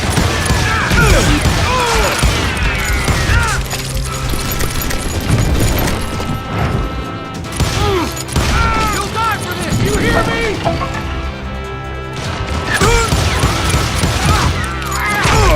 This plan cannot fail!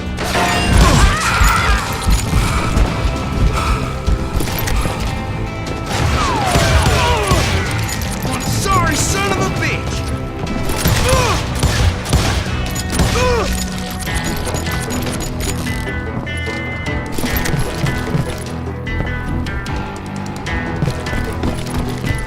Over there!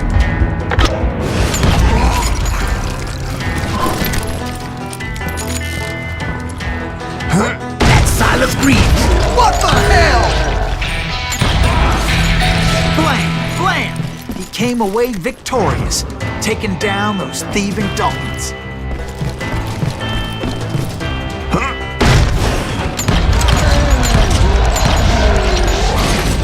His name was Silas Greaves, and when the dust finally settled, he was the last man standing. Sorry, kid, but that just wasn't the way it happened.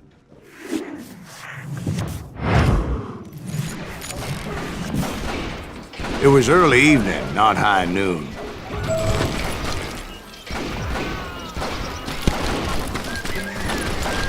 I was late to the party and Coffeyville was already up in arms. The Daltons blew up a safe and were all set to hightail it out of there.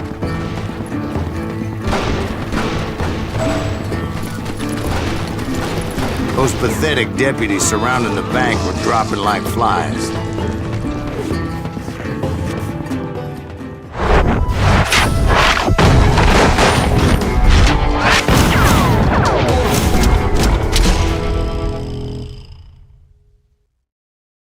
I had been tracking those jokers for months, waiting for them to do something reckless. And finally, they did. Those stupid bastards decided to rob 2 banks at the same time in the same town where everybody knew them. But they still had friends in Coffeeville. What are you gonna do?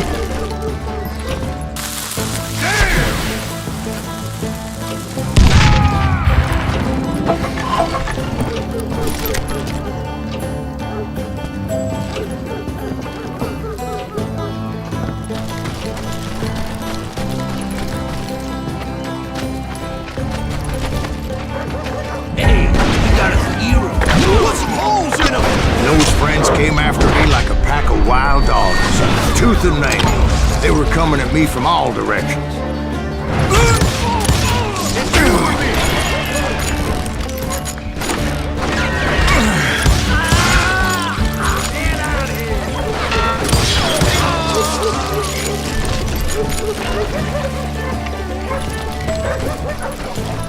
I caught sight of the Daltons running with the money and didn't want to lose them.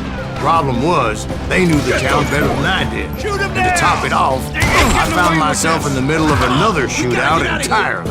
Did the Daltons hole up in somebody's house? No, it was the Smiths, I believe. They were cousins of the Daltons. And they were shooting at the Browns, who were shooting at the Daltons. Which wasn't any surprise, because those 2 families have been feuding forever. And since the Joneses are related to the Browns, they shot at the Smiths, pissing off the Heimhoffers, whose daughter recently married a Smith. Well, bullets were flying every which way as all the old feuds in Kansas caught fire all at once. There was a hell of a lot of pissed off people in Coffeeville that day. But that's just the way life is sometimes. Shit happens.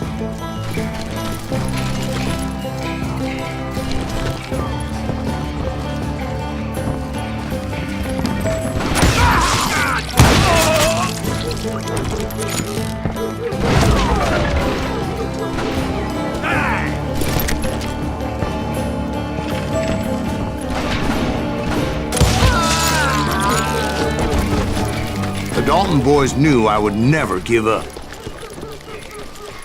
Those Daltons weren't the sharpest knives in the drawer, but they always stood together. They set a trap to slow me down and allow at least 2 of them to escape. The 3rd brother stayed behind to plant me, just in case that trap of theirs didn't work.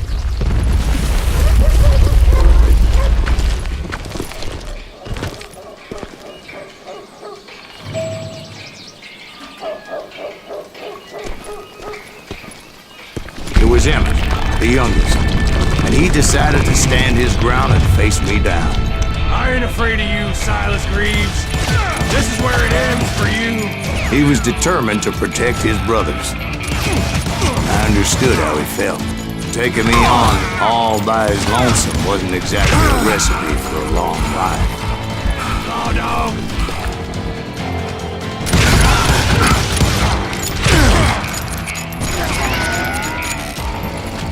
Gonna send you to the bone or...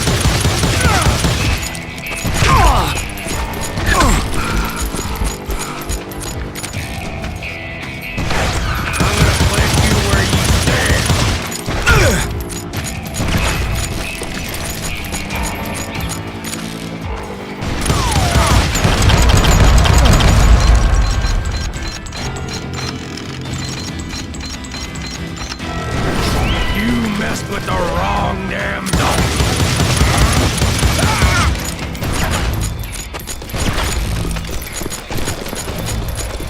Gonna beat you like a redheaded stepchild.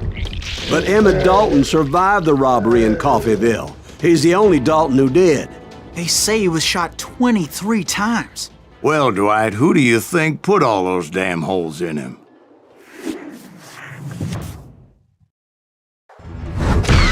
But I have to admit, that boy had grit.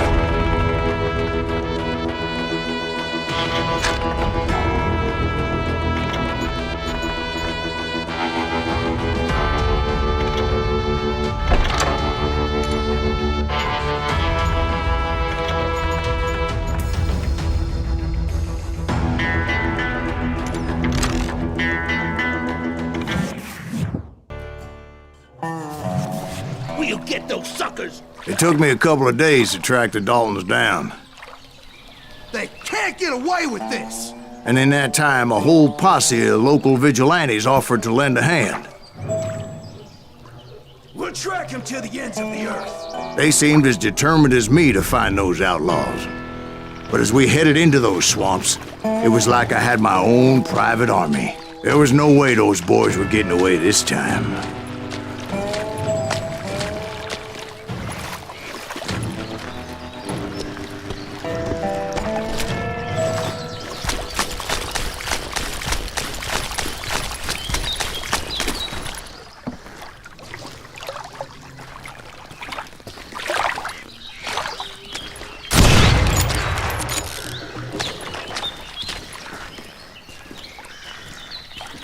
It was early fall, right?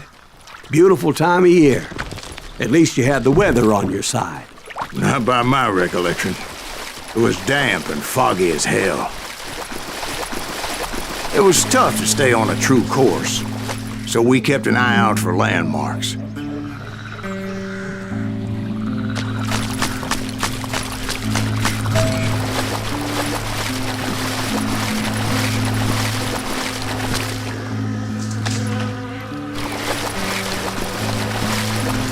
It was autumn. The maple trees were in full color, red as blood.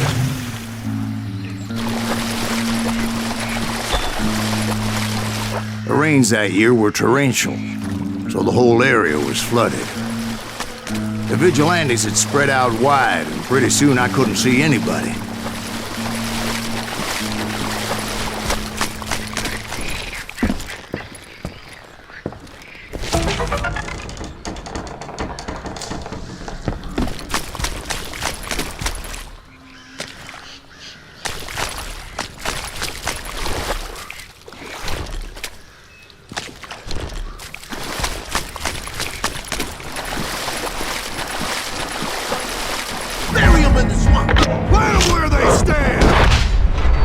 Except for some bitches ahead of me wanted to do me harm. So I had to face them alone. I wondered why my compatriots didn't come running when they heard the shots. You can't hide forever!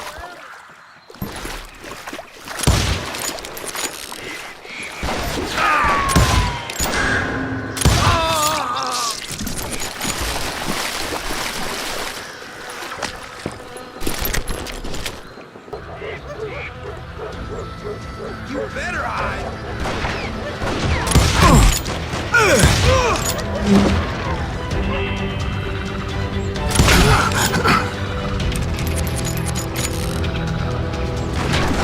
This some bitch is pissing me off!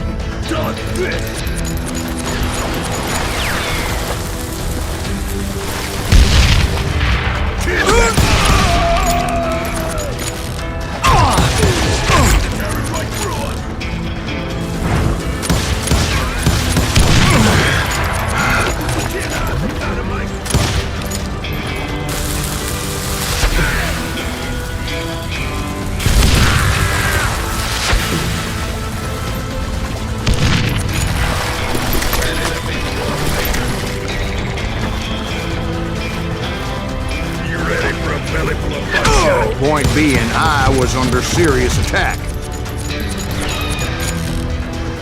my reinforcements was nowhere to be seen.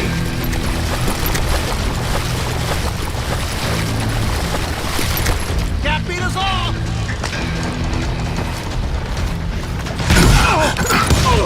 Now you're really pissing me off!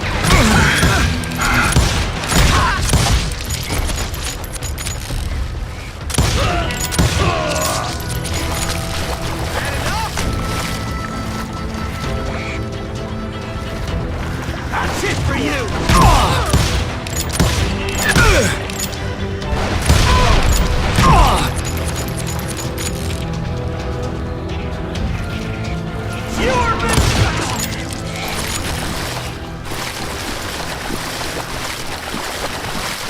But luckily, a barn materialized as if right before my eyes. I scrambled up top to get a better view.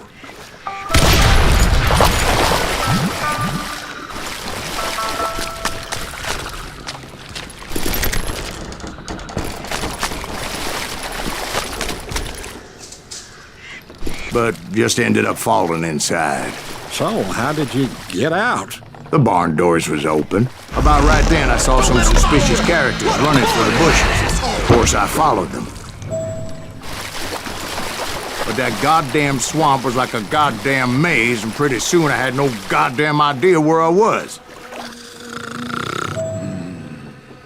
Steve? So I just started walking, and pretty soon...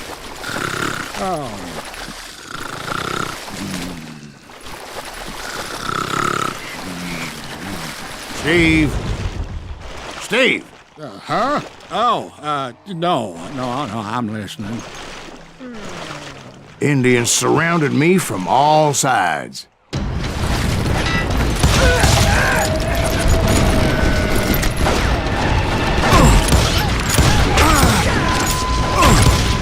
Indians? There were Indians? No. I just wanted to make sure Steve was paying attention. Now, where was I? You were following the Daltons through a swamp? That's right. See, Steve? Dwight's paying attention. No, I'm listening. I was just resting my eyes.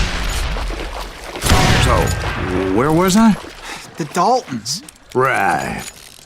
See, there's a reason so many outlaw gangs are made up of brothers. Being a brother is a very sacred thing. It's a bond like no other.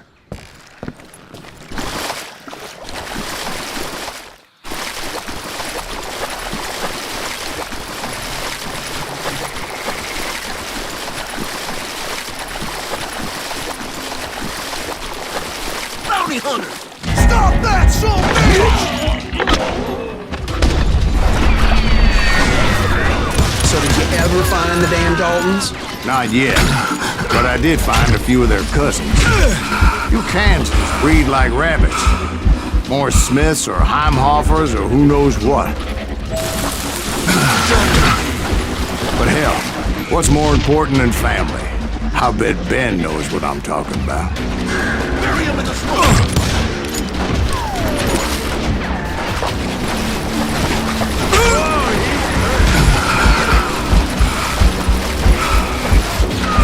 Somebody kill that son of a bitch!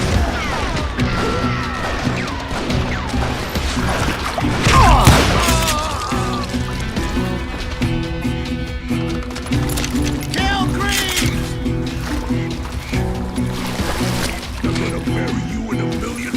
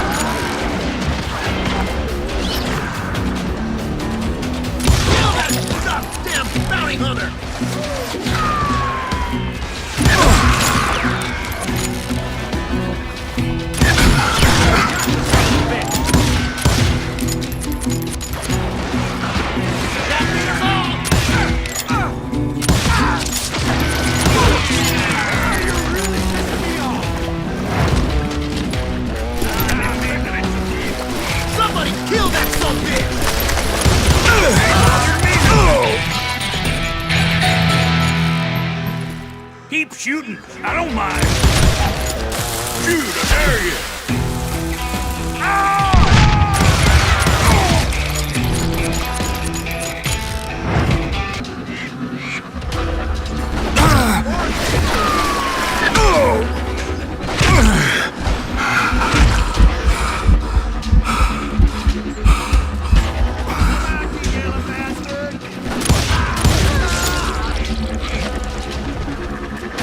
It's you or me!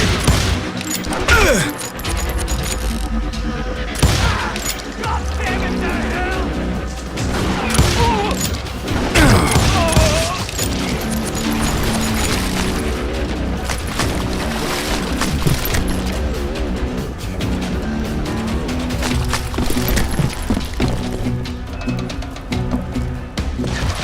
I shot soon!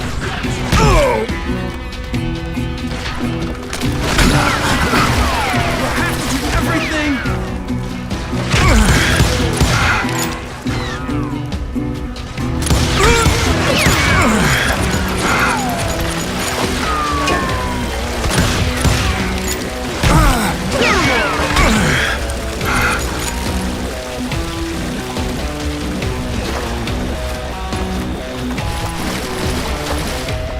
Yeah, you know you can't beat me.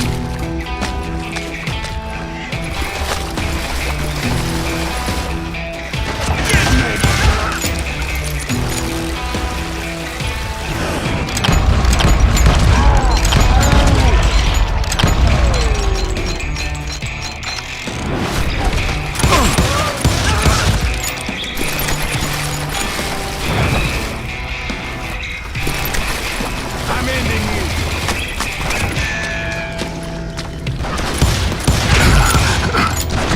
Get the hang of this!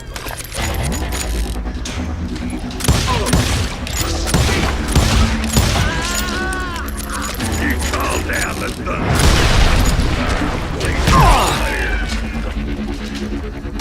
I'm gonna cut you in two. I'm still I knew those Dalton boys were out there somewhere, standing together against anyone who would threaten them.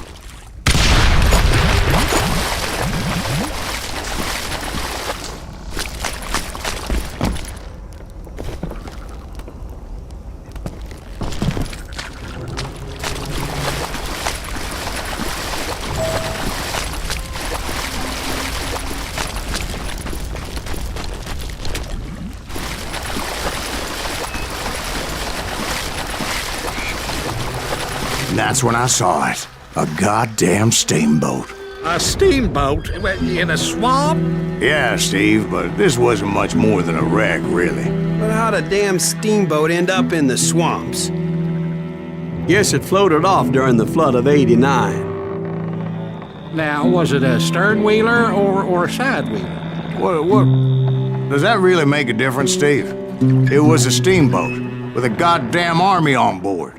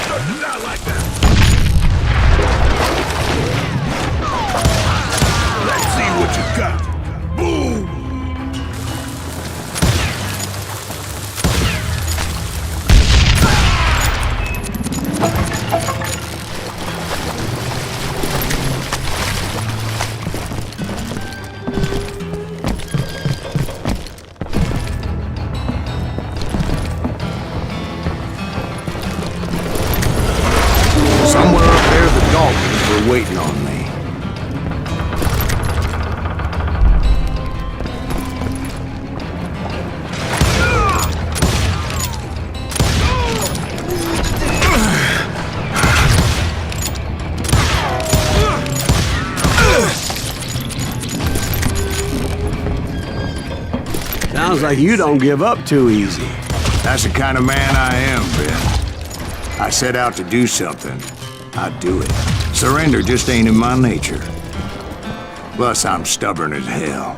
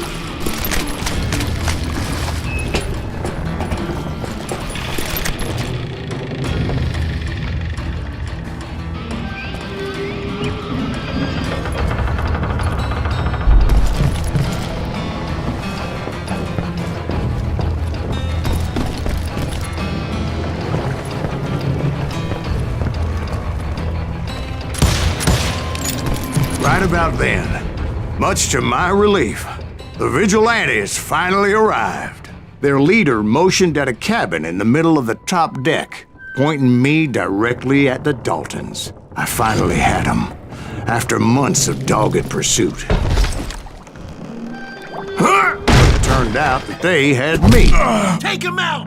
I'm sending you to hell!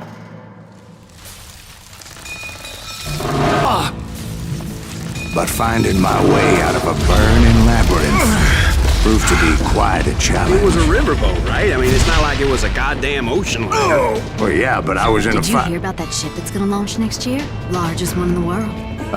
You're what I'm- talking about the Titanic. If you ask me, it's too blessed big. I don't think it'll even float. So anyway, Don't be stupid, Steve. They know what they're doing.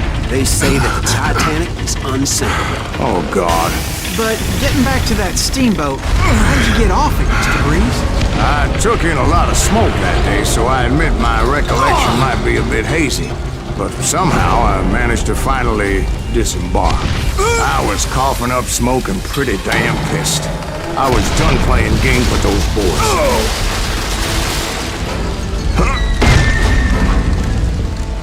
It was time to settle this once and for all.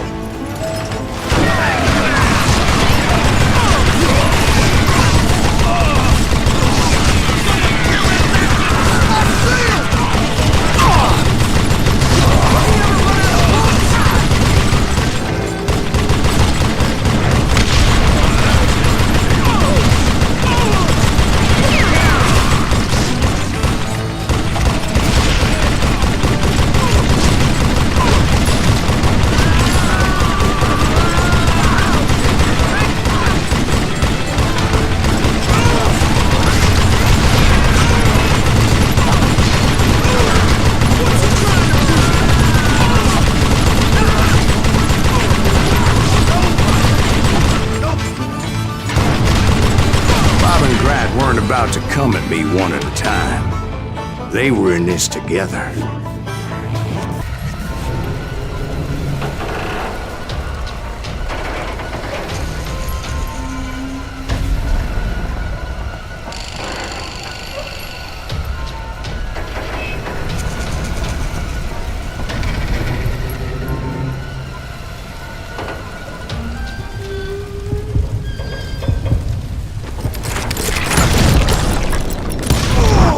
They got it wrong. A sad end for those two. If they'd only known that Emmett was still alive despite his wounds.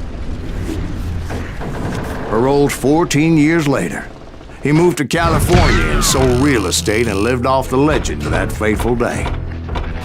And the tragic death of his two brothers.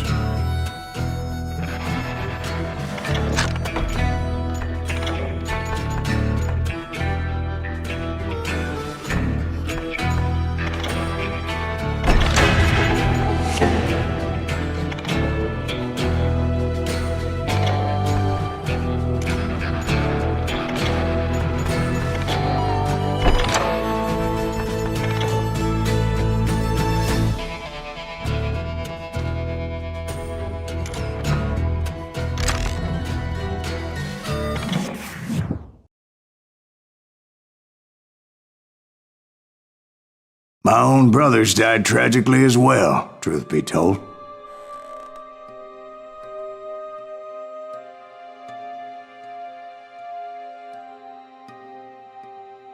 It was 1868, and me and my older brothers were pulling a tidy profit running cattle into Juarez, Mexico. One night after my brothers retired for the evening, I found a little poker game in a cantina with a couple of cowboys. And I just couldn't lose.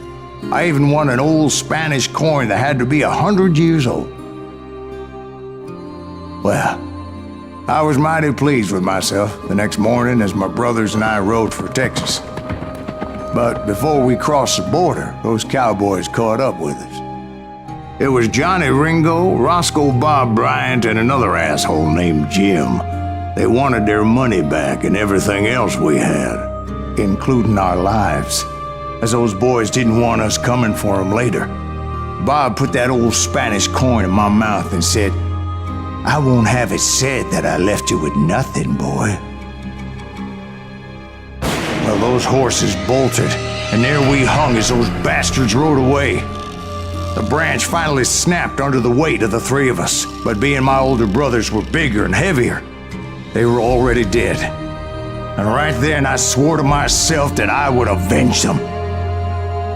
Ringo you know about. But Bob eluded me, until I heard he was riding with the Wild Bunch.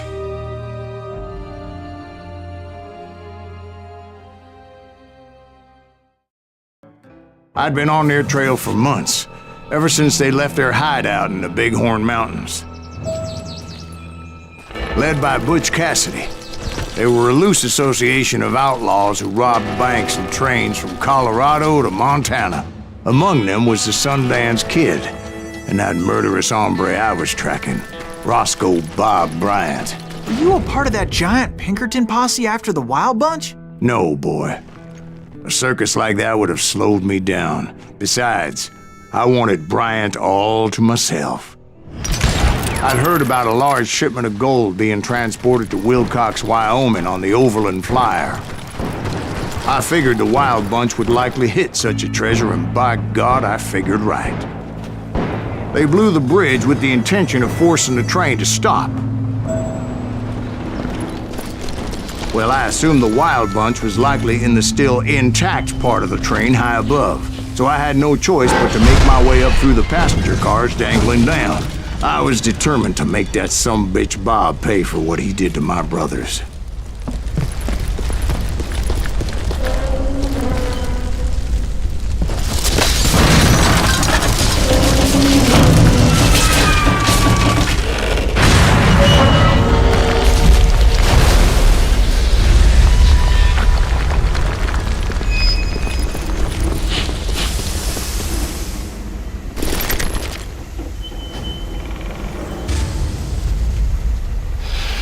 I found the device they used to blow the tracks, so I knew I was headed in the right direction.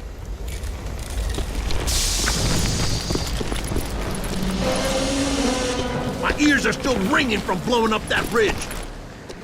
What'd you say? Well, I made my way off unscathed and came upon a few members of the gang and had no choice but to dispatch them. From there, I had to negotiate an even more precarious route.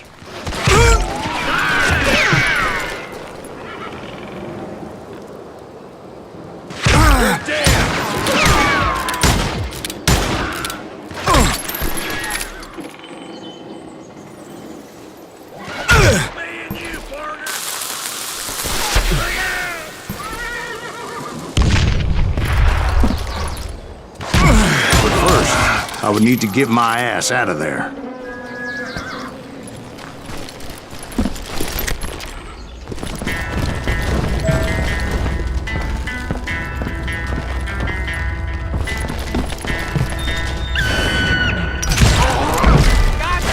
I jumped from the frying pan into the fire as the train was clearly fixing to fall. I found the gang. But in order to find old Bob, I needed to fight my way forward past a whole passel of desperados.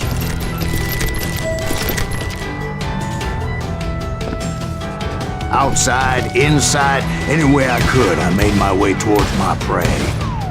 You hear me?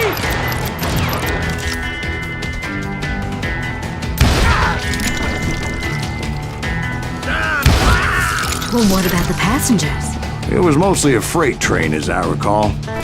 There were no passengers aboard that day. Huh?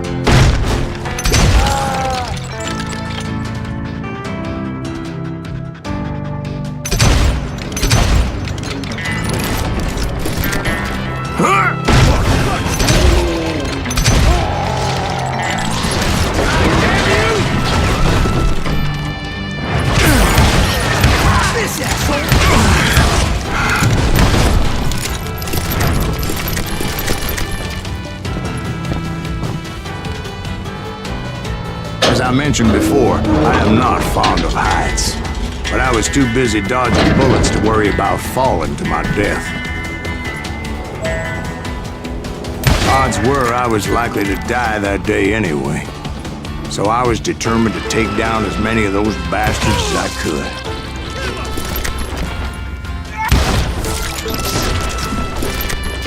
You ain't beating me, boy!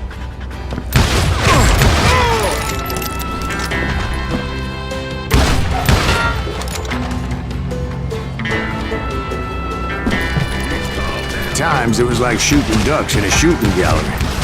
The only difference is these damn ducks shot back.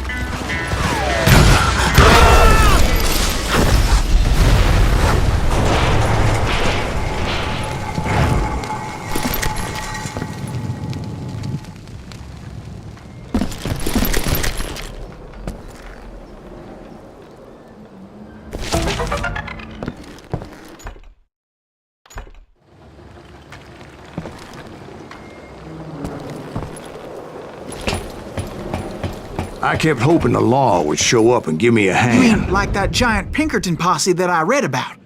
Did they come riding in, guns a-blazing to help?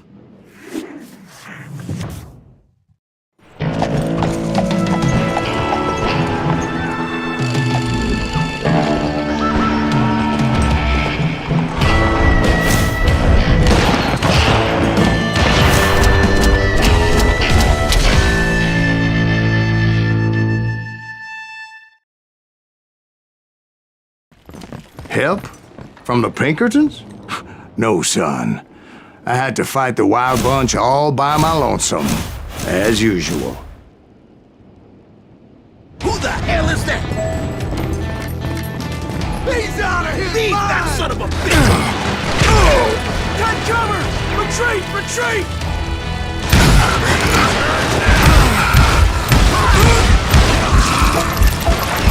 Your luck just ran out!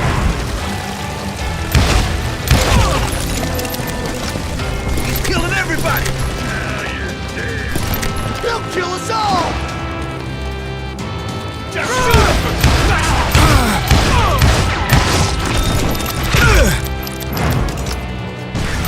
You're gonna have to do better than that.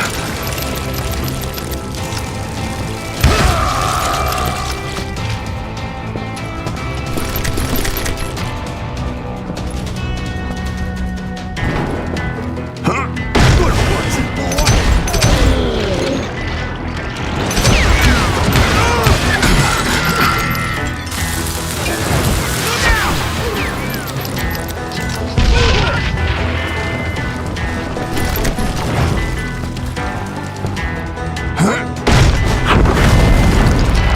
My guess is those dime novels didn't portray this as it happened, did they?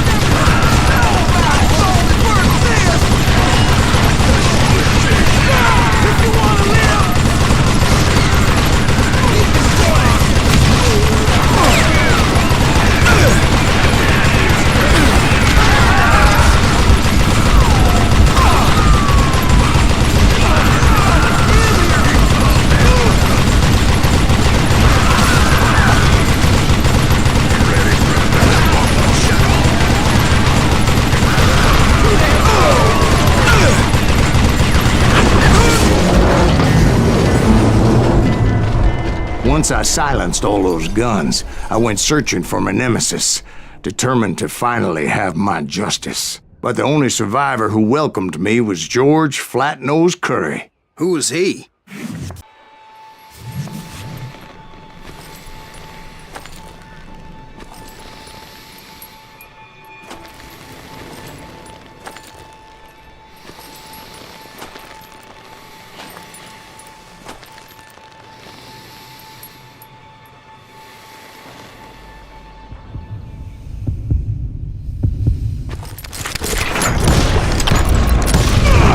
On that very same day, Butch Cassidy and the Sundance Kid decided to leave the Wild Bunch behind and decamped for South America.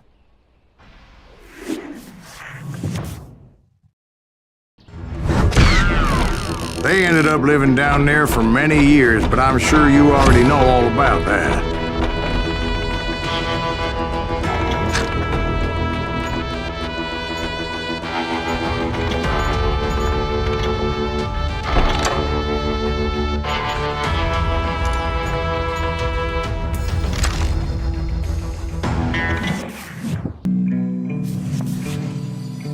I tried to find Bob Bryant, but it was as if he'd disappeared.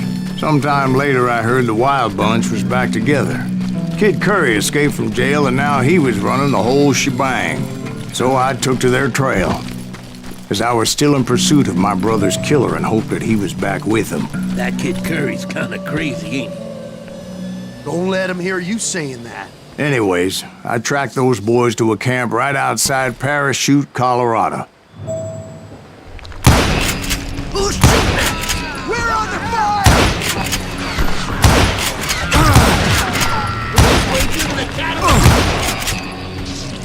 Being outnumbered, I didn't bother with a warning shot.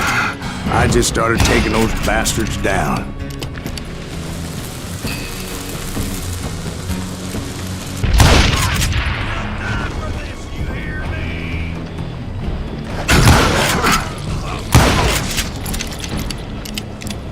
Old Bob wasn't among them, and neither was Kid Curry. I could sense him close by, however, plotting something nasty. I just needed a clue as to their whereabouts.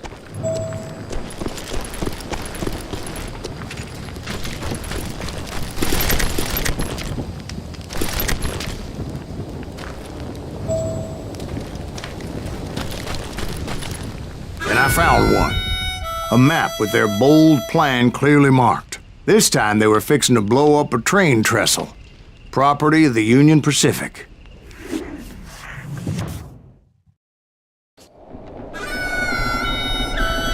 The plan clearly indicated how they were fixing to undermine several of the weakest wooden supports.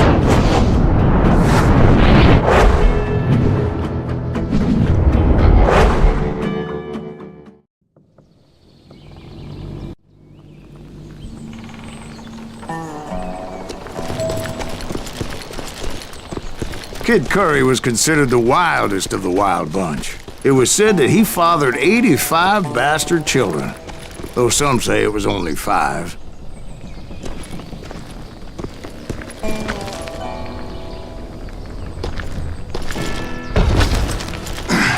Kid Curry had bragged to a whore how he was gonna rob a train heading to the U.S. Mint in Denver. And that whore, Fat Sally, she told me.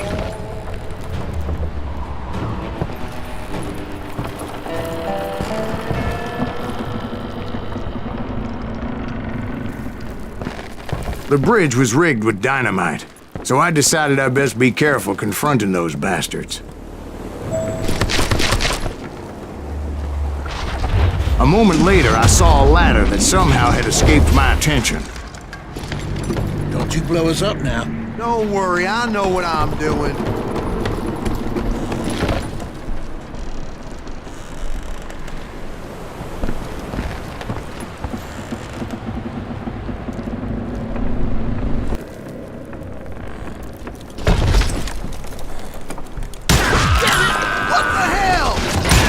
But the Wild Bunch did not take kindly to my presence and attempted to blow my head off.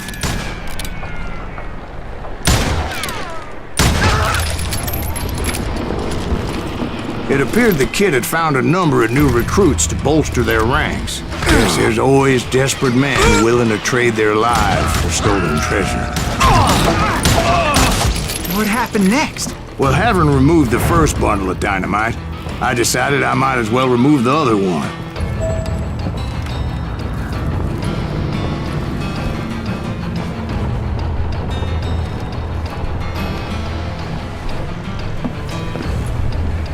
Once that was done, I figured I'd find my way from there.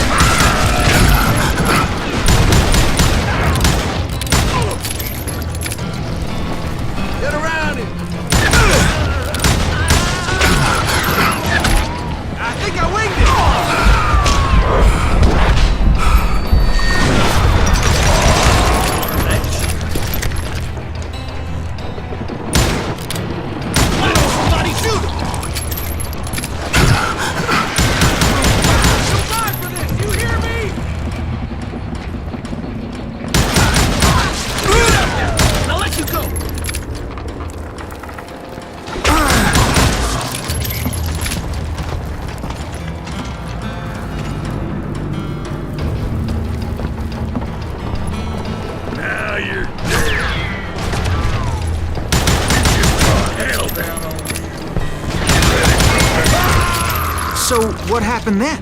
Had to remove more of that damn dynamite.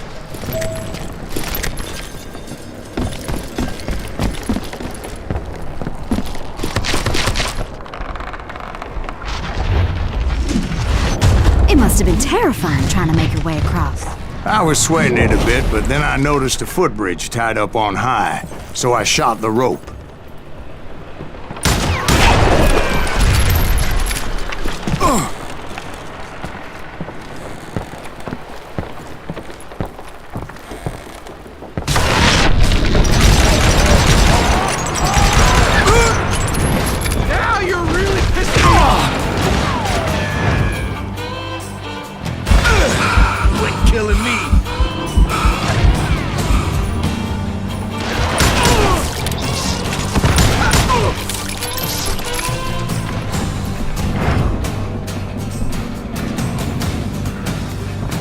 So that was all the dynamite? Well, funny you should mention that, darling.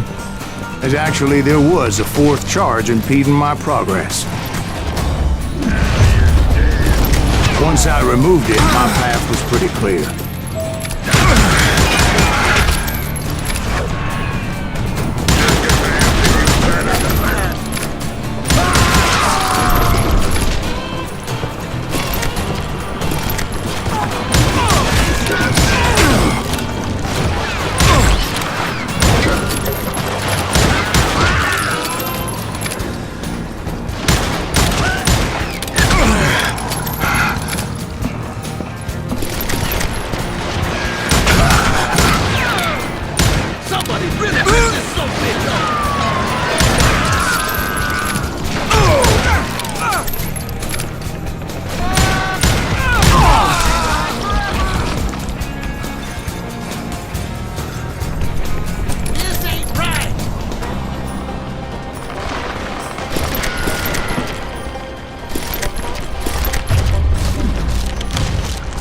Proceeded onward and realized that that way just wasn't gonna work.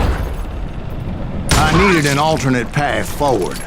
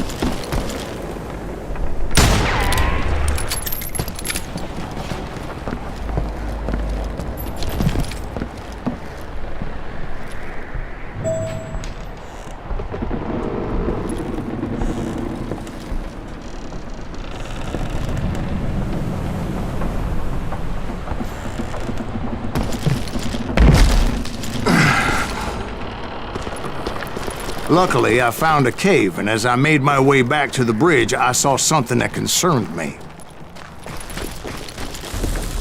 It was a long burning fuse, and it was moving fast as hell. I had to catch it.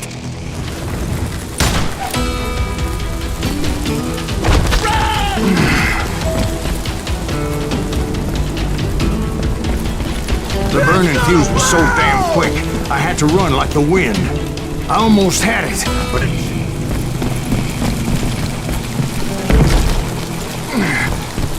I knew that failure meant boom. Then, finally, at the last moment.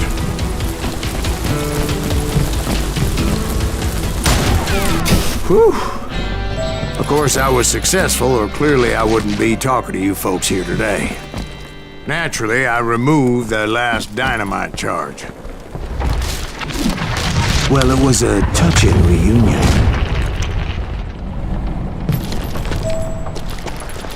But by this time, I was thoroughly exhausted and dragging my ass as I was not a young man anymore.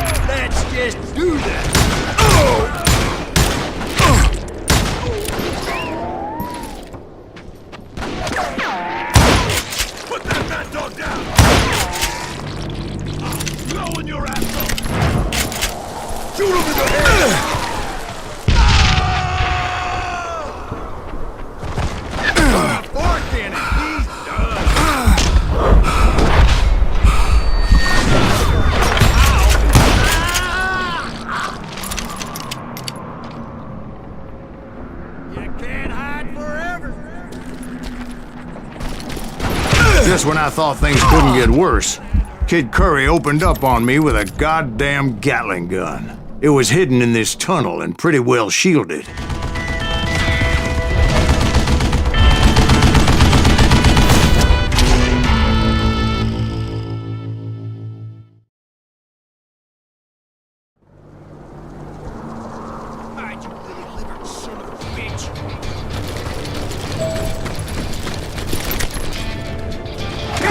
Keep missing.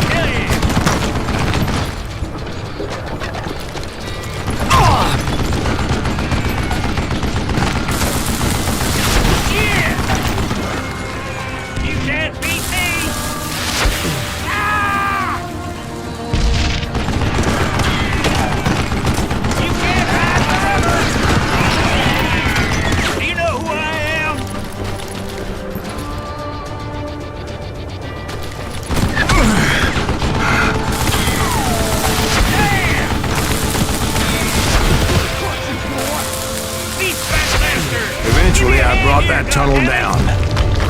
And that's when I met Kid Curry himself. He had decided to stop pussyfooting around and deal with me personally. This is gonna hurt!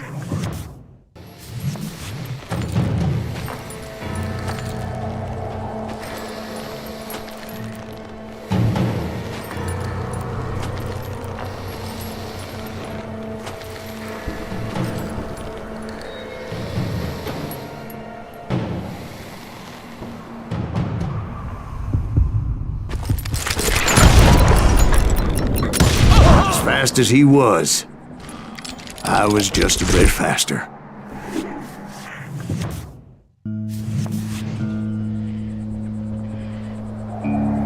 He shouted at me.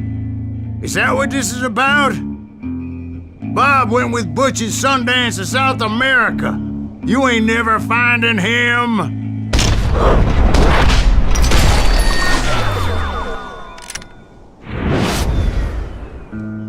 Those were his last words.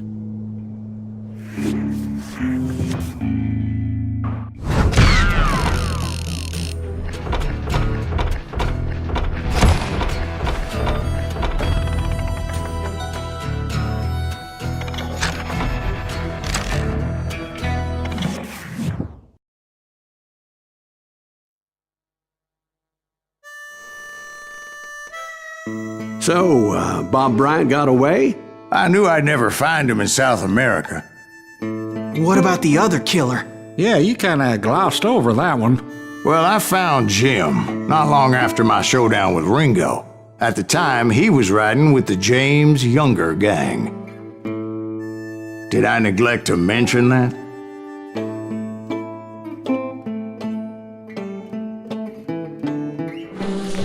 Jesse James? The greatest outlaw who ever lived? Jesse and his kin rode with Quantrill when he raided Lawrence, Kansas, and killed near 200 people, boy. Nothing great about that. And from there, him and his brother went on to rob banks and trains from Kansas to Missouri. Which is why there was such a rich bounty on their heads. 40 grand for both of them, dead or alive. That's one hell of a payday.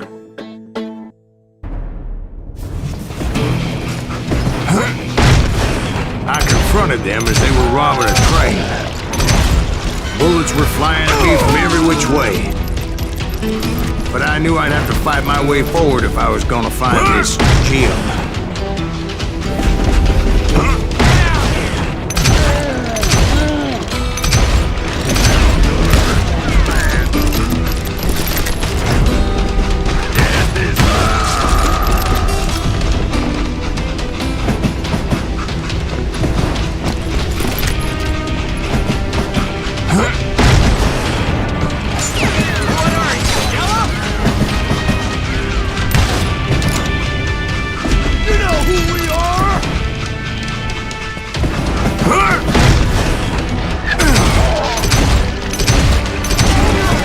Now wait a second. Now, how'd they stop this train in the first place? Well, the James boys were experts at this.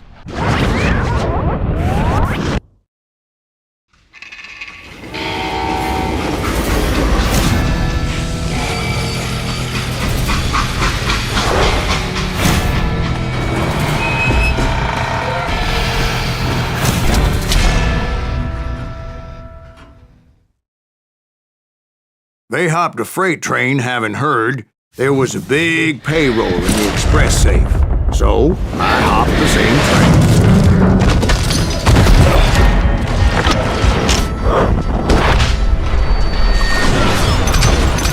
See that? The James Younger gang was decimated after that little fiasco they had in Northfield, Minnesota. So Jesse needed more men and took on the killer I was after, along with a host of others. I was hoping to find my man and put a bullet in his head. Climbing around that train, I must have swallowed 100 damn bugs before I reached James that... Younger gang pulled the first train robbery west of the Mississippi.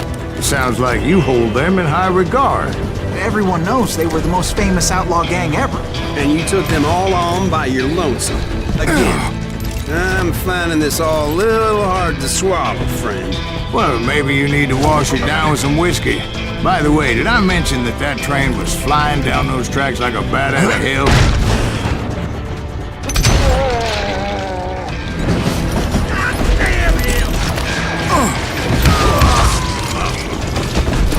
Just shoot him, for Christ's sake!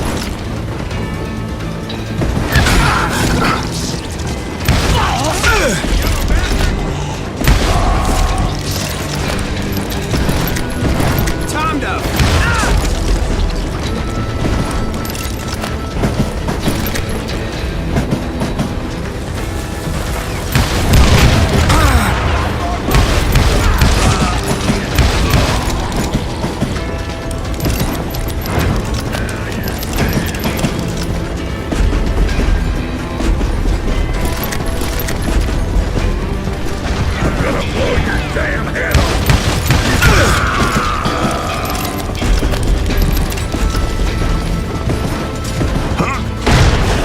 Anyway, excuse me, Ben.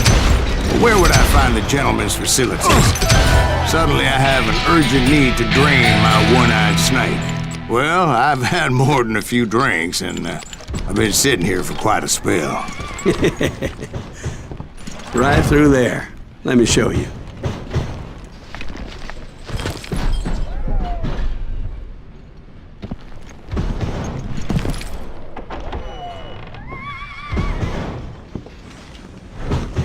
I never heard so much malarkey in my life.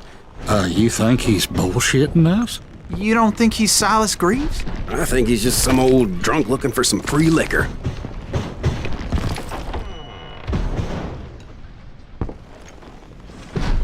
I don't know, Jack. I think I believe him. You don't think he met Jesse James? Boy, you gotta be kidding me. That story makes no sense at all. Jack. I mean, you gotta be 2 bricks short of a load to believe that cock and bull story. I don't agree. Jack, lay off the bar. But you seriously think that tired old man went toe-to-toe with Jesse James? Well, that's better. Did I mention that this Jim was married to the infamous Bell?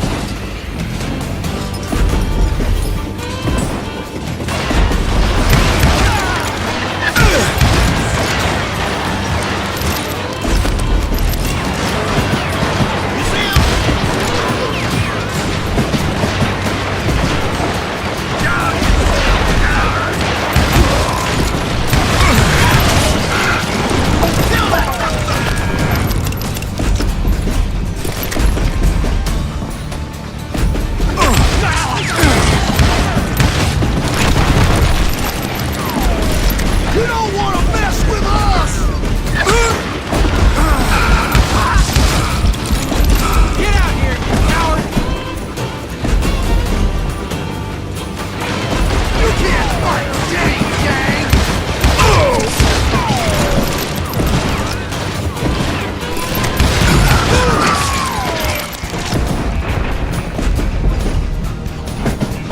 This asshole don't know who he's up against!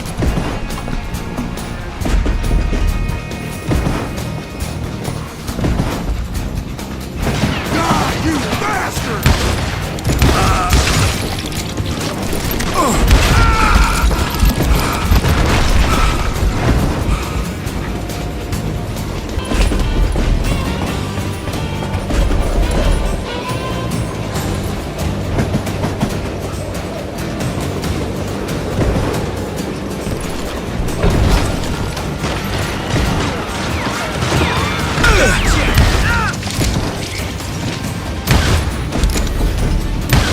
Add it up!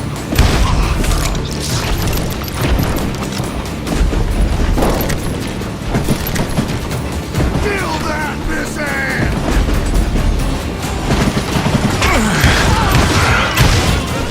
I came across a flat car piled high with logs and had to come up with a creative way to make my way forward.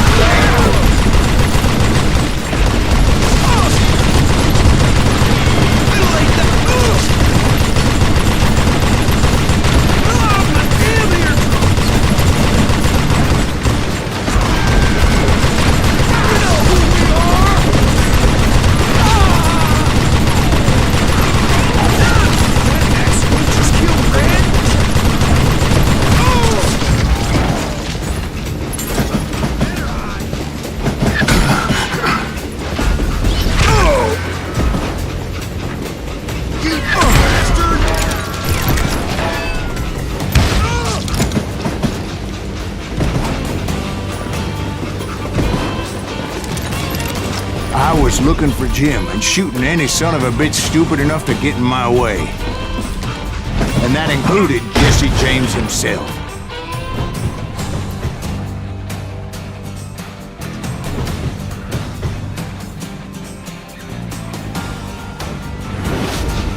You can't fight James, gang!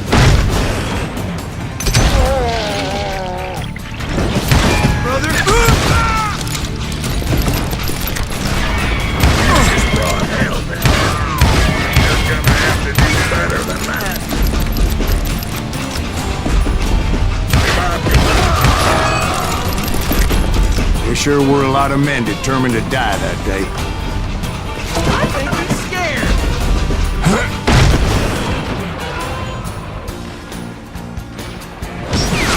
Kill that pissant!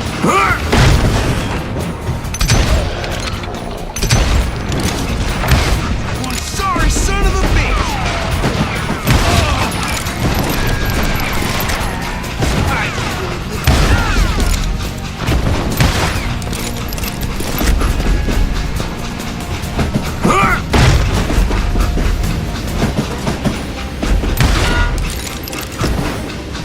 It was then that Jesse detached the express car from the rest of the damn train. I could see Jesse waiting for me, fixing to kill me so he could get away with all that money.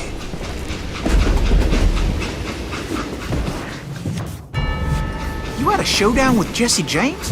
Of course he didn't. Everybody knows that Jesse was killed by Bob Ford. Yeah, Jesse went out like John Wesley Hardin. Coward shot him in the back of the head. Guess it doesn't matter how far you run, does it, Ben? Your past always catches up with you.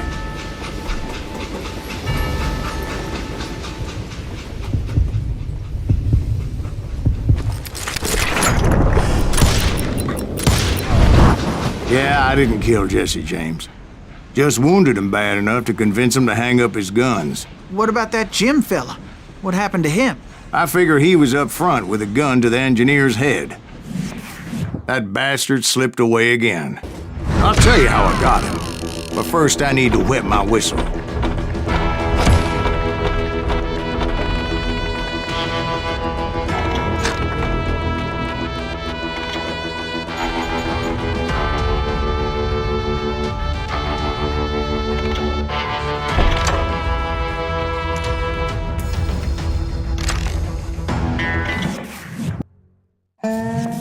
After my showdown with Jesse, I continued to track his brother, Frank, and that son of a bitch, Jim.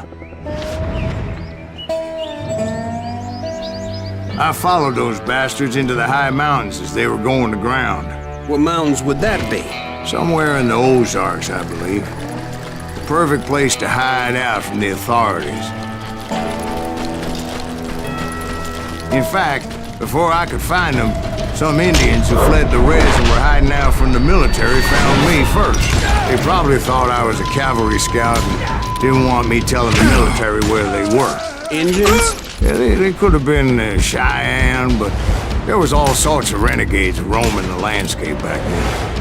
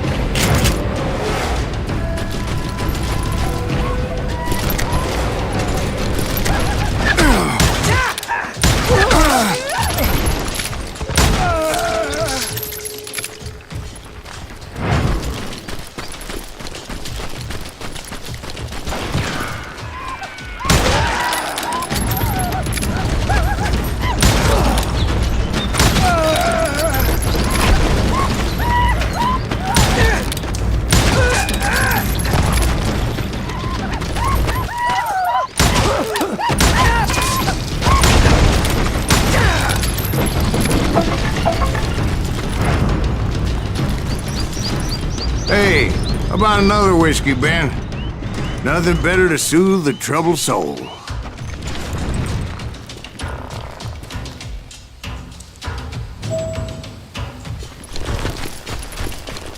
tell you about Grey Wolf?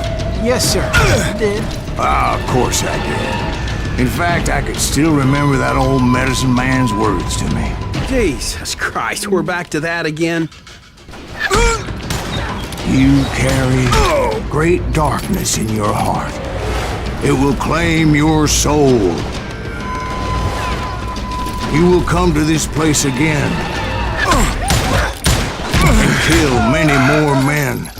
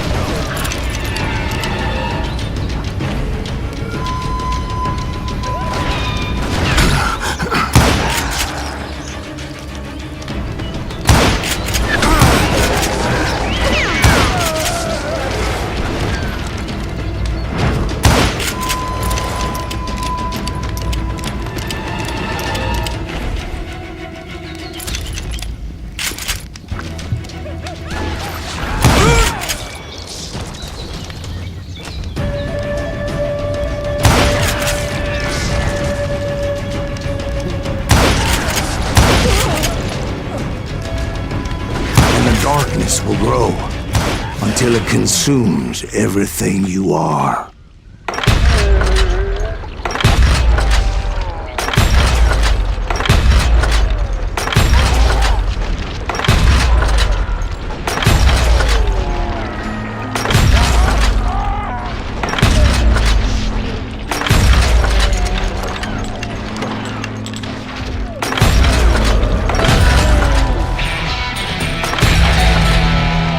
Did you ever find him?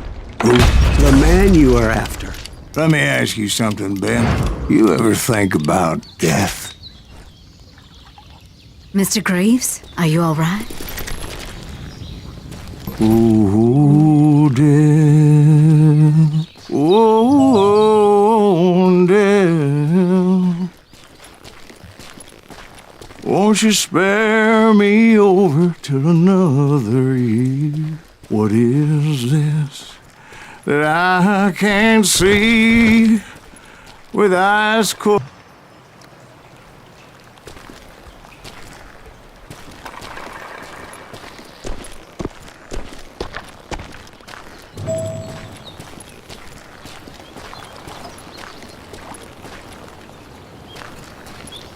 Oh, death, someone would pray.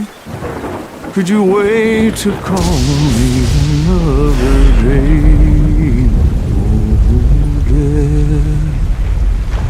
Oh, death, won't you spare me over till another year? So are you gonna answer the question? What question is that? Jim Reed. Did you ever find him?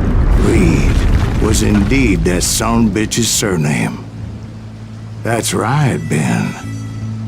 A despicable character. I remember him laughing like a hyena that cold morning they lynched me and my brothers. He was intent on avoiding my vengeance, but nothing was gonna stop me. Nothing.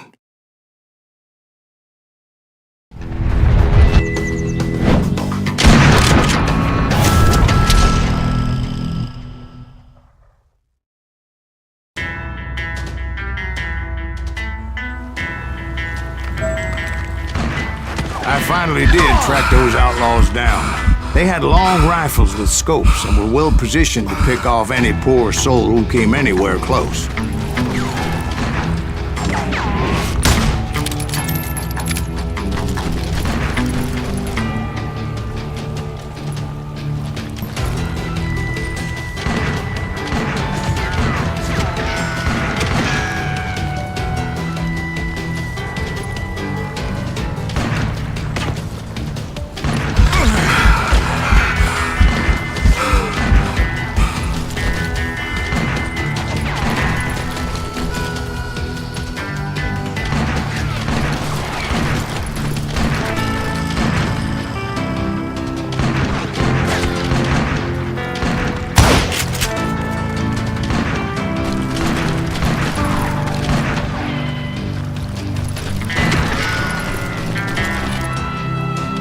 I'm guessing Frank James believed I was responsible for the demise of his brother Jesse. I couldn't really disagree with the man, as I thought Jesse was dead then as well.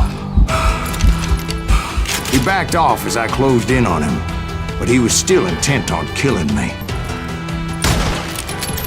And when I closed in on him again, he backed off again, looking for a better angle on me.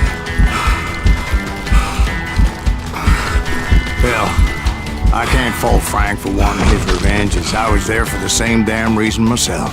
At this point, I'm guessing you think Silas Greaves is a worse murderer than Jim Reed ever was. No, sir. A man who spent half his life killing somebody's brothers, fathers, sons. I think you were just looking for justice, sir. Is that what I was looking for, Dwight? Is that what it was? Justice?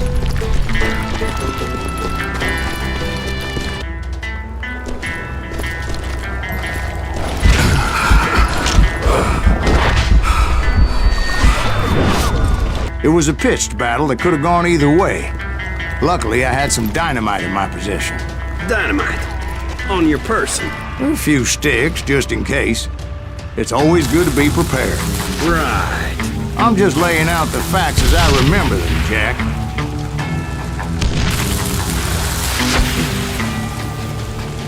And that son of a bitch! Take him out! Just one man!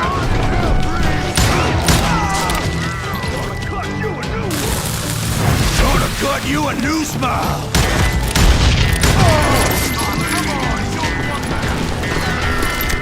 This is gonna hurt!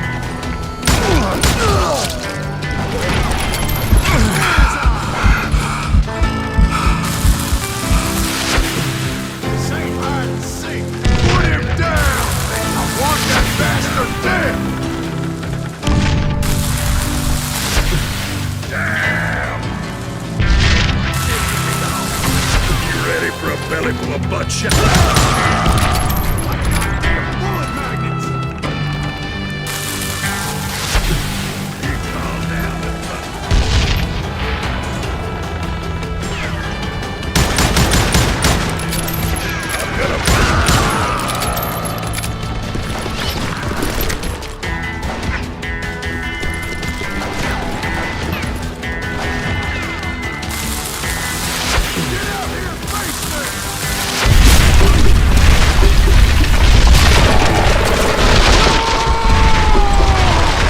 Old shack?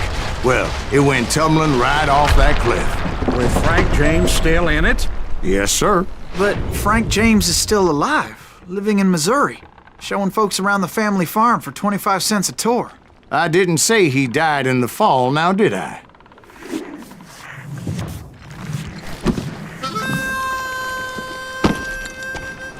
I'm done with this damnable outlaw life! Kill me, don't kill me, do what you will! At this point, I just don't give a shit! I explained to Frank that I had nothing against him personally and that I was looking for someone else. You want Reed? Have at him! I never did like that bastard! I am done here! We parted in peace as Frank pointed out the path to my prey before making his way back down the hill.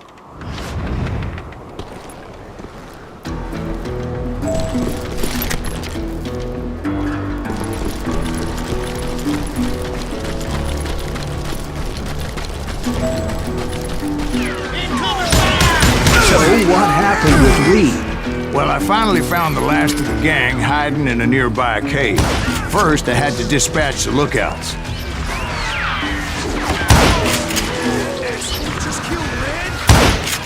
But I was determined not to let that murderer escape my revenge again.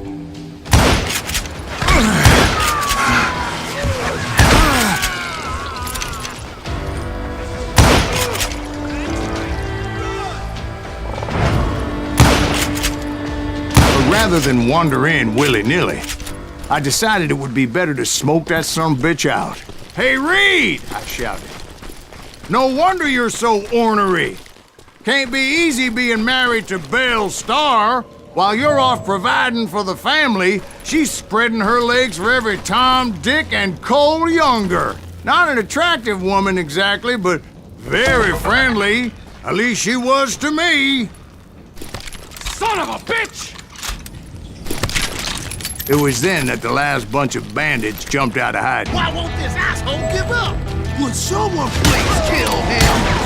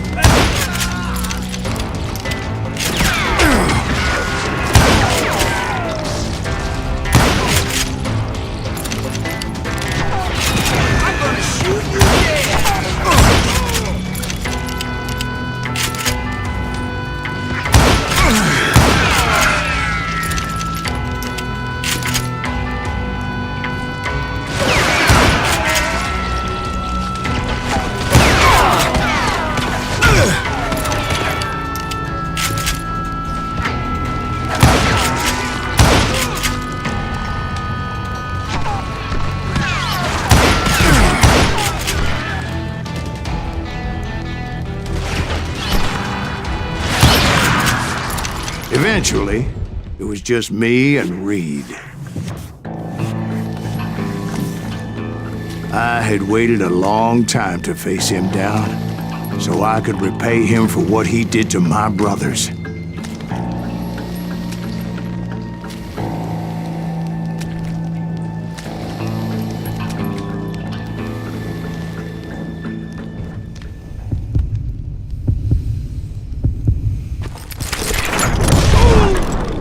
And repay him I did.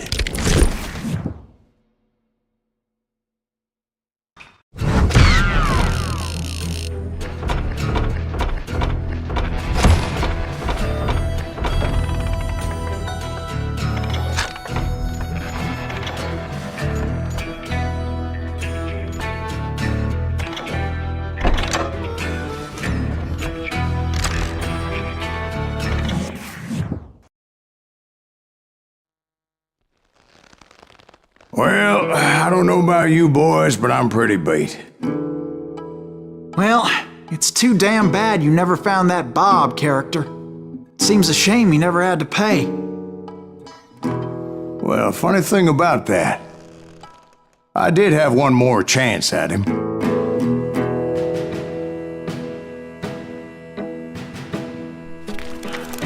Six months ago, I heard that Butch and Sundance were back in the States and had gathered up some of their old gang. I tracked them down, hoping that Roscoe Bob Bryant had returned with him. So you're saying they didn't die down in Bolivia? That's what I'm saying.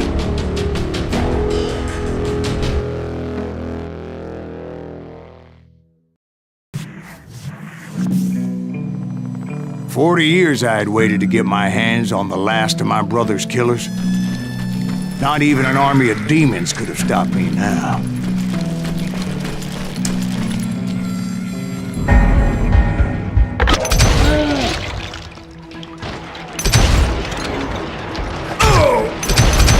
Both Johnny Ringo and Jim Reed fell fairly quickly. But the last one, Roscoe Bob Bryant, that son of a bitch had managed to escape my vengeance time and time again. I couldn't even be certain I'd recognize him after all those years. By now, he had to be close to 70. For all you know, he could have been dead. That thought had indeed crossed my mind, as did others.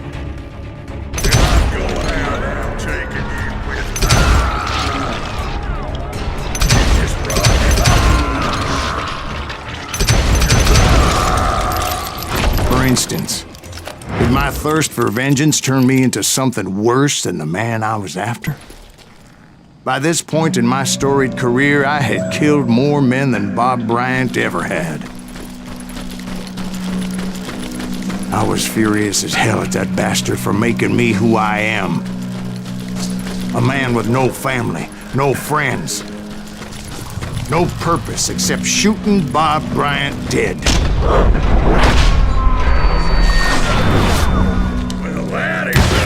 Nothing could stop me from taking his life. I'd been after that killer forever, from the time I rode with Billy the Kid. But that chapter of my story you already know. Chapter of that fairy tale, you mean? Suddenly, it was 1910. There I was, an old man roaming a ghost town dead almost 2 decades.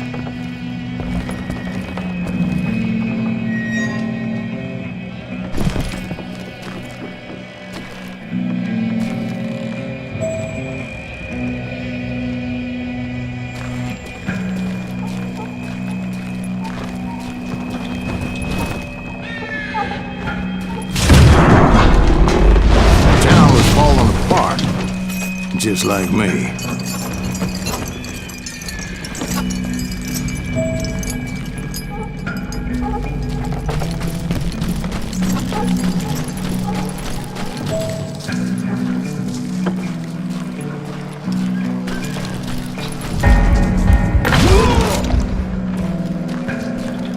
But I wasn't about to call it quits.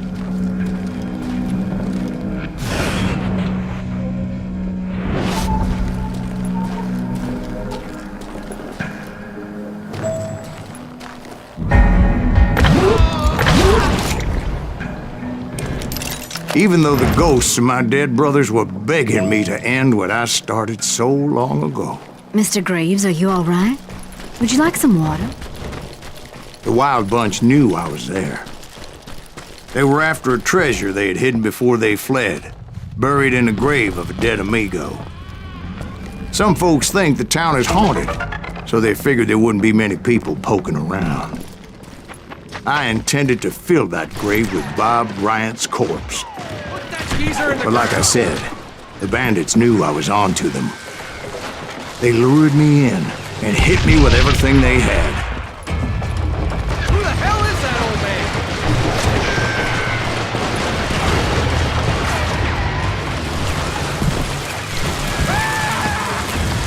That old fart ain't right in the head.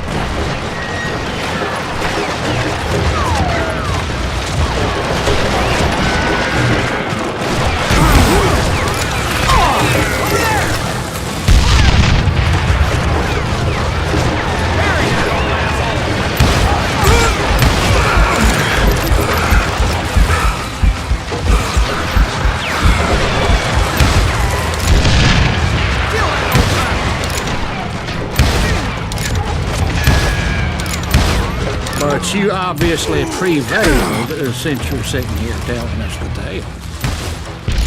Naturally, in that moment, I did not prevail. So I suppose we're talking to a ghost. Funny you should put it like that, Jack.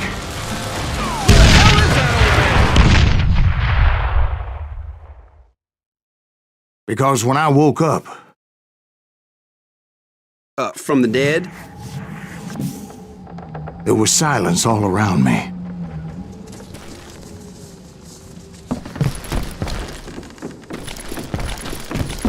I could swear to God I saw Billy then. Billy who? Billy, the kid. William Bonney. He was shooting at me from a rooftop. Here, there, even over there. So I am right. You are touched in the head. Mr. Greaves, perhaps we should switch you to coffee? You see that old Indian again, too? No, but I did see Billy's killer. Patrick Floyd Garrett. He came at me guns a-blazing. But I knew that old war horse had died 2 years before. I wondered if maybe I was dead too and confronting the ghosts of my past. Perhaps all my sins were coming back to haunt me and drag me down to perdition.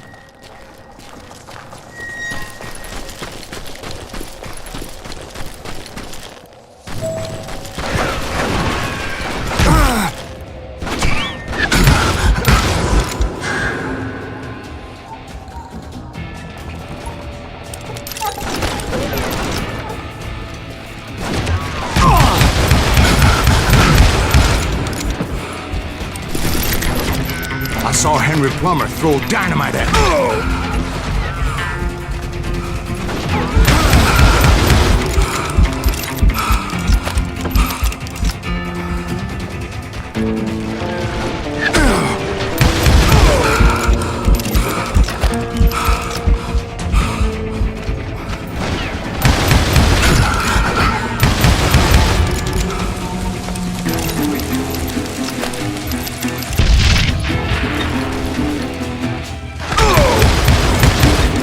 Gates of the cemetery, I saw John Wesley Hardin, just like I remembered him.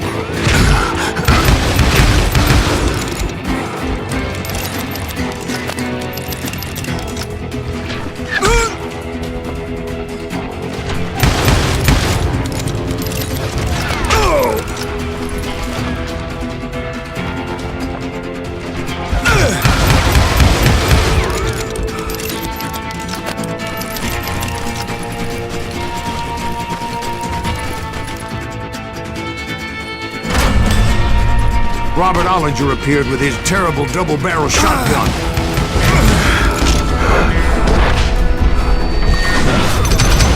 But no ghost army was stopping me. My father-in-law got hit with a fallen branch. He spent the rest of his life talking to dogs.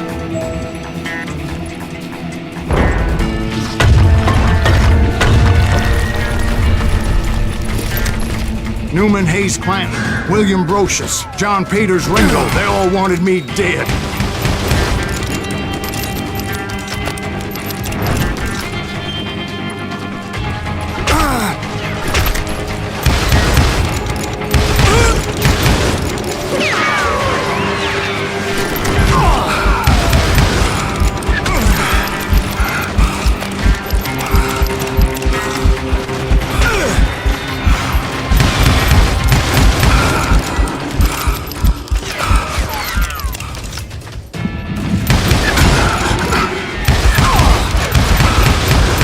The Dalton brothers, Robert and Grattan, guardians of the Garden of the Dead.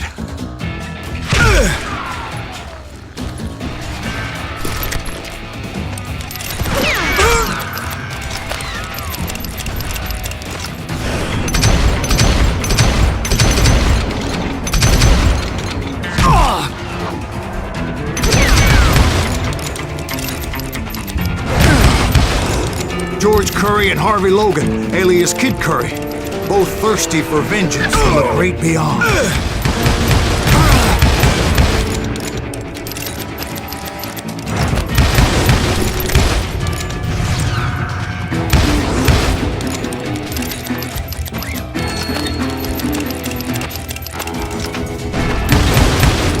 Jesse, Woodson, James, and Jim Reed.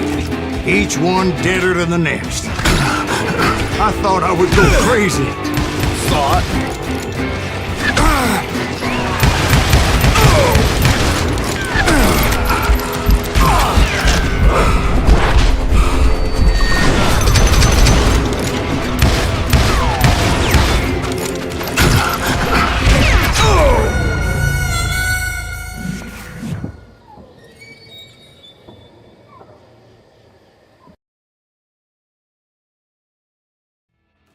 The Dalton brothers, Robert and Grattan, guardians of the Garden of the Dead.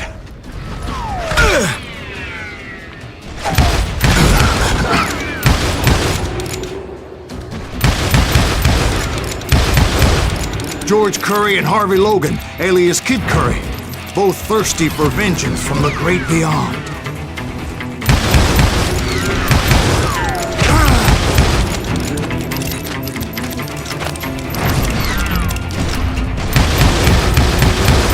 Jesse, Woodson, James, and Jim Reed. Each one deader than the next.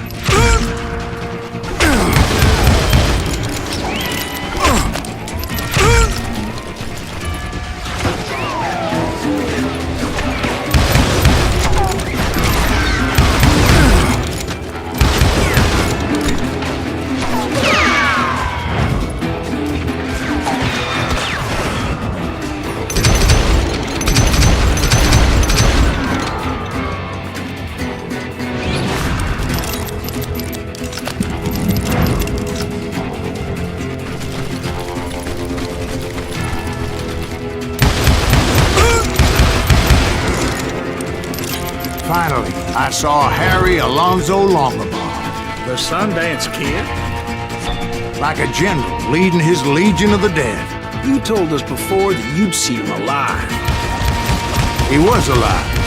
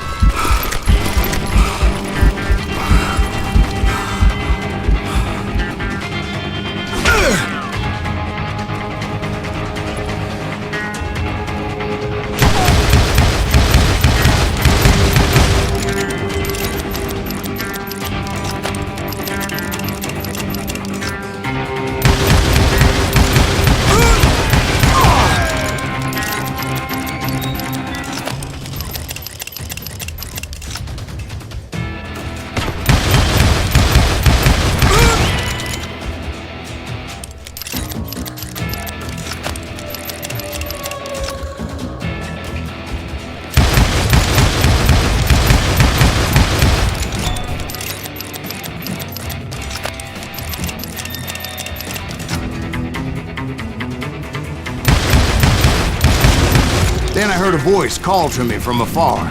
It was Robert Leroy Parker, a.k.a. Butch Cassidy, coming at me from out of the fog. Thanks for taking care of that bastard.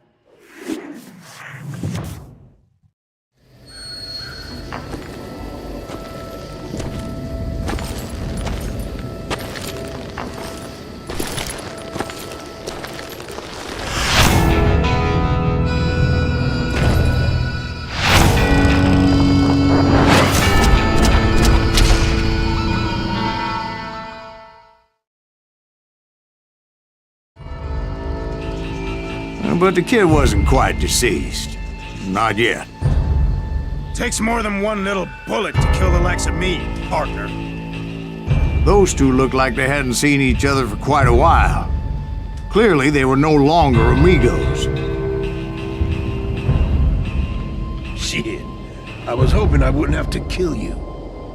You won't have to, Butch. I'm killing you first. I asked them about Bob Bryant, but they were too busy with their own heated conversation.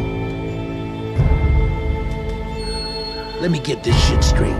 You want my money and the love of my life? frittered it all away, Butch. Etta's mine. And so is that damn money. I didn't want to shoot anybody until I had an answer to my question. But those boys didn't give me much of a choice.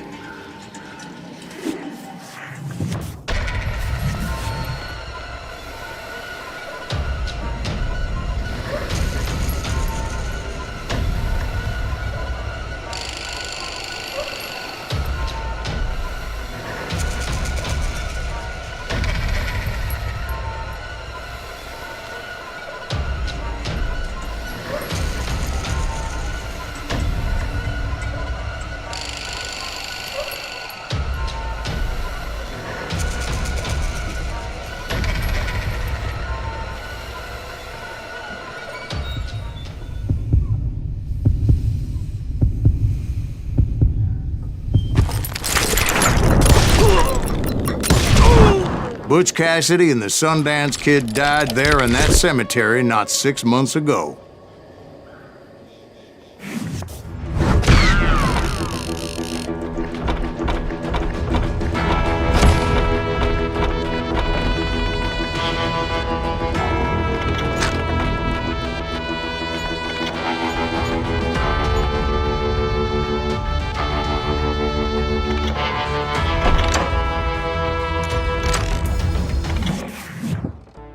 Butch Cassidy and the Sundance Kid were killed by the Bolivian army. Everybody knows that. That's the legend, but it ain't the truth.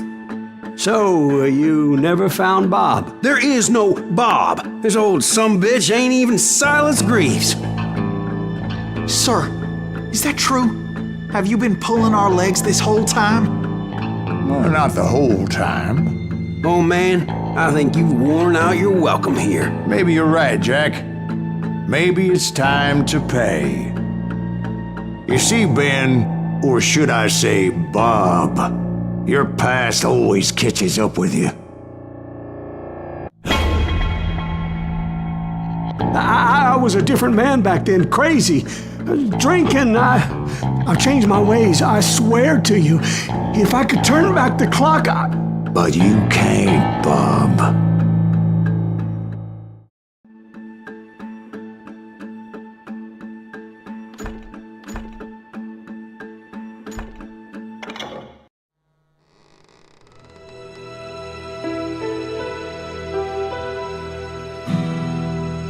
Why'd you toy with me like that? Telling those tales, knowing all along. Why not just lay your cards on the table? Here. I won't have it said that I left you with nothing. That's how you want it? So be it.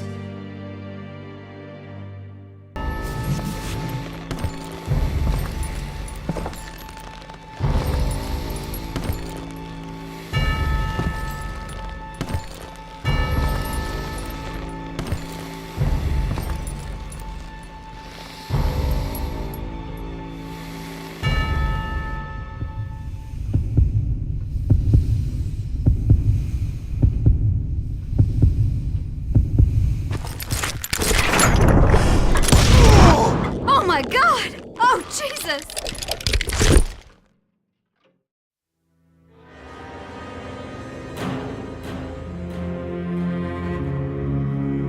Did you know it was him all along? Cassidy told me Bob was in Abilene before he died. But I wasn't sure Ben was my man until he revealed how much he knew about Ringo and Reed.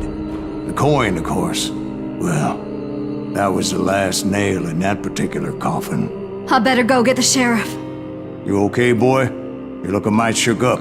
Dwight, maybe you best go home. Young Eisenhower here is leaving for West Point tomorrow. He shouldn't get caught up in something like this. I think I might head out myself at this juncture. Unless you want to stop me, Jack. No, sir, Mr. Greaves. So where you going now? Now that you had your revenge? Doesn't really matter, does it? As I've sold my soul for it, and will never again walk with those I have lost.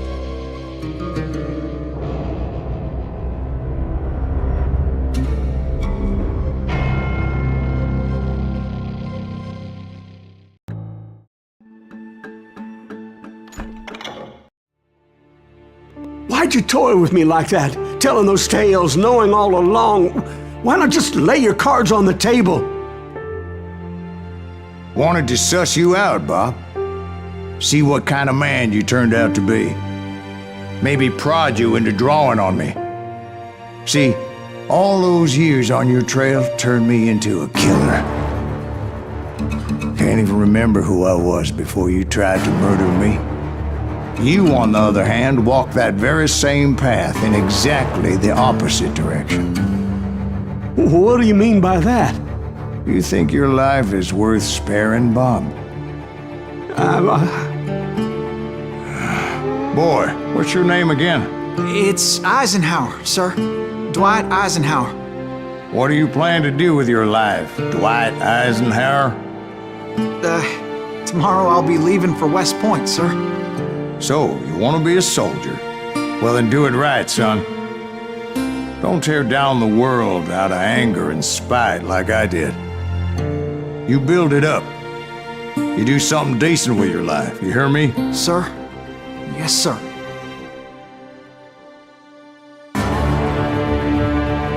I won't have it said I left you with nothing, Bob.